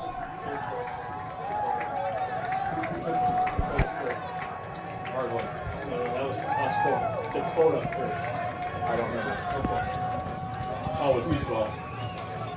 I thought he took the first one.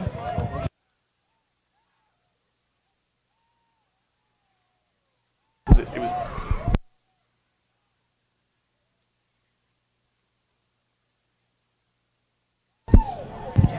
So after all of that, 120 minutes worth of soccer, a penalty shootout, and after all that, the Blue Greens will advance on in the Lamar Hunt, as I mentioned, 2018 United States Open Cup Tournament with a 3-0 shootout victory here over the Dakota Fusion in a game that kind of gave us a little bit of everything, Coach. And next thing you know, Man, they move on. I think if you asked Coach Persons what he wanted, he probably would have said he wanted to end that one in regulation, maybe not go into OT. But if you're asking any fan of the game, you got a little something of everything there. You got 30 free minutes of soccer at the end of the night. You got a penalty shootout. You got 8 goals in an opening cup game. Right, yeah. What more could you want out of a wonderful, just awesome night of soccer? A great night of soccer, a lot of goals. Quickly go through the scoring summary. For those of you who stayed with us for the full 2 hours plus, we really appreciate it. And you saw a treat here. The first goal, by the way, scored 10 seconds into the first half. Had no idea what kind of night we were going to have after that, as Maya Willis scored the first goal 10 seconds in to make it 1-0 Dakota. Then it stayed that way for quite a long time into the 31st minute. That's when, Joe Watt evened it up for the Blue Golds. And a nice move on the near-hand side, by the way. He got around a couple of defenders and then poked it underneath Stephen Harris to make it a 1-1 contest. Then 2 minutes later, it was Ricardo Ramos with his first of 2 goals on the night in the 33rd minute to make it a 2-1 Blue Greens lead. And the 35th minute, then 3 goals in 4 minutes. It was Sean Morgan from the far side curling one home from the corner spot. He was actually, I think, trying to look for maybe somebody on the header, obviously, as he curled it in toward the 6-yard box. But No, you asked Sean Morgan. He was shooting all the way. Any good forward will tell you that was a shot, 100%. Yeah, well, either way, it was a goal, and that made it 3-1 at the break. Second half, things got a little bit more interesting, obviously, as Jade Johnson scored the first of his 2 goals in the 47th minute to make it a 3-2 ball game. Then Johnson came right back a minute later to make it 3-3. So 2 goals. We had a lot of offensive explosions tonight in this game, really. 3 goals in the 4-minute span in the first half, and 2 goals in 2 minutes in the second half to make it a 3-3 contest. Ricardo Ramos came right back, though, scored again on what was really a knuckleball shot. That one came from about 25 yards out, froze Stephen Harris, who really didn't adjust to it. Found the back of the net to make it a 4-3 contest, and then tying it up was George Gall on a play that we had a little bit of debate as to whether it was offside. According to the replays, apparently he was onside, but Gall got the tying goal off an assist from Jacob Weiler, and that made it 4-4. From then on, there was no goals in either the rest of regulation or the overtime session, but in the shootout, 3 straight misses. By the way, I should recap who missed the shots for Dakota Fusion. I believe that it was actually Blaklowski on the first one, Jay Johnson on the second one, and then on the third one it was Benjamin Eastwell, who all missed their penalty kicks. Scoring in the shootout, meanwhile, for Duluth FC, were Santiago Garcia Castro, then it was Joe Watt, and finally it was Vladik Margolin scoring the winning goal in the shootout to make it a 3-0 final in the shootout and give the Blue-Greens the opportunity to advance here in the Lamar Hunt United States Open Cup Tournament. Up next for them will be a road trip down to St. Louis to take on the team from St. Louis. I'll have to look at...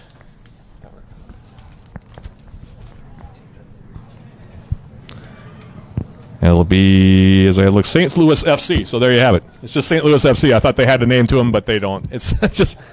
Yeah, just St. Louis FC. So that's what's up next for them in the United States Open Cup Tournament.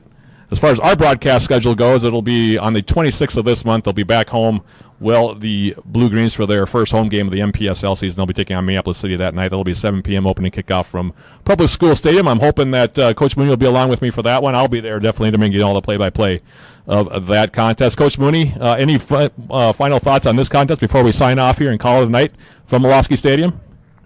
Yeah, again, I think just what an incredible game. You saw a little bit of something of everything. You saw, again, 8 goals. You saw, lead changes in the game. You saw, a goal in the opening seconds. You saw a controversial red card. You saw both teams at times playing with 10 men. A wide open game. Like I said from the start, I think Duluth FC probably wants to play a little bit more open game. They can really punish you when the game gets open. I think that Dakota, I was impressed with the way they responded. I thought they were really wanted to kind of close the game down a little bit more. But when it became open, they responded well, and it was just, for the first night of the season, what a fantastic start, huh? It was indeed very, very entertaining contest. The Blue-Greens are still celebrating just below us here, about 4 stories down from atop Milwaukee Stadium, and a very well-deserved victory for them. Credit to Duluth for Dakota Fusion as well. They played a nice game as well. Very entertaining contest, a lot of goals, 8 of them scored. And, of course, we had extra time and a shootout, so like I said, a little bit of everything in this contest. So that's all we have for you tonight from Milwaukee Stadium. Again, repeating the final score, the Blue Golds, God, I keep doing that. The Blue-Greens and the Fusion end up in a 4-4 tie. The Blue-Greens then winning it in the shootout 3-0. They move on in the Lamar Hunt United States Open Cup Tournament. We will next be on the air on the 26th of this month, taking on Minneapolis City SC. That game, again, will be played over at Public School Stadium, 7 p.m. the opening kickoff of that contest. So for Joe Mooney, Matt Johnson, and our technical director, Josh Wallace, again, Matt Johnson repeating the final score, 4-4 in regulation, 3-0. The Blue-Greens win it in shootout. Thanks for watching, everybody. We hope you enjoyed it. We'll be talking to you again on the 26th from Public School Stadium.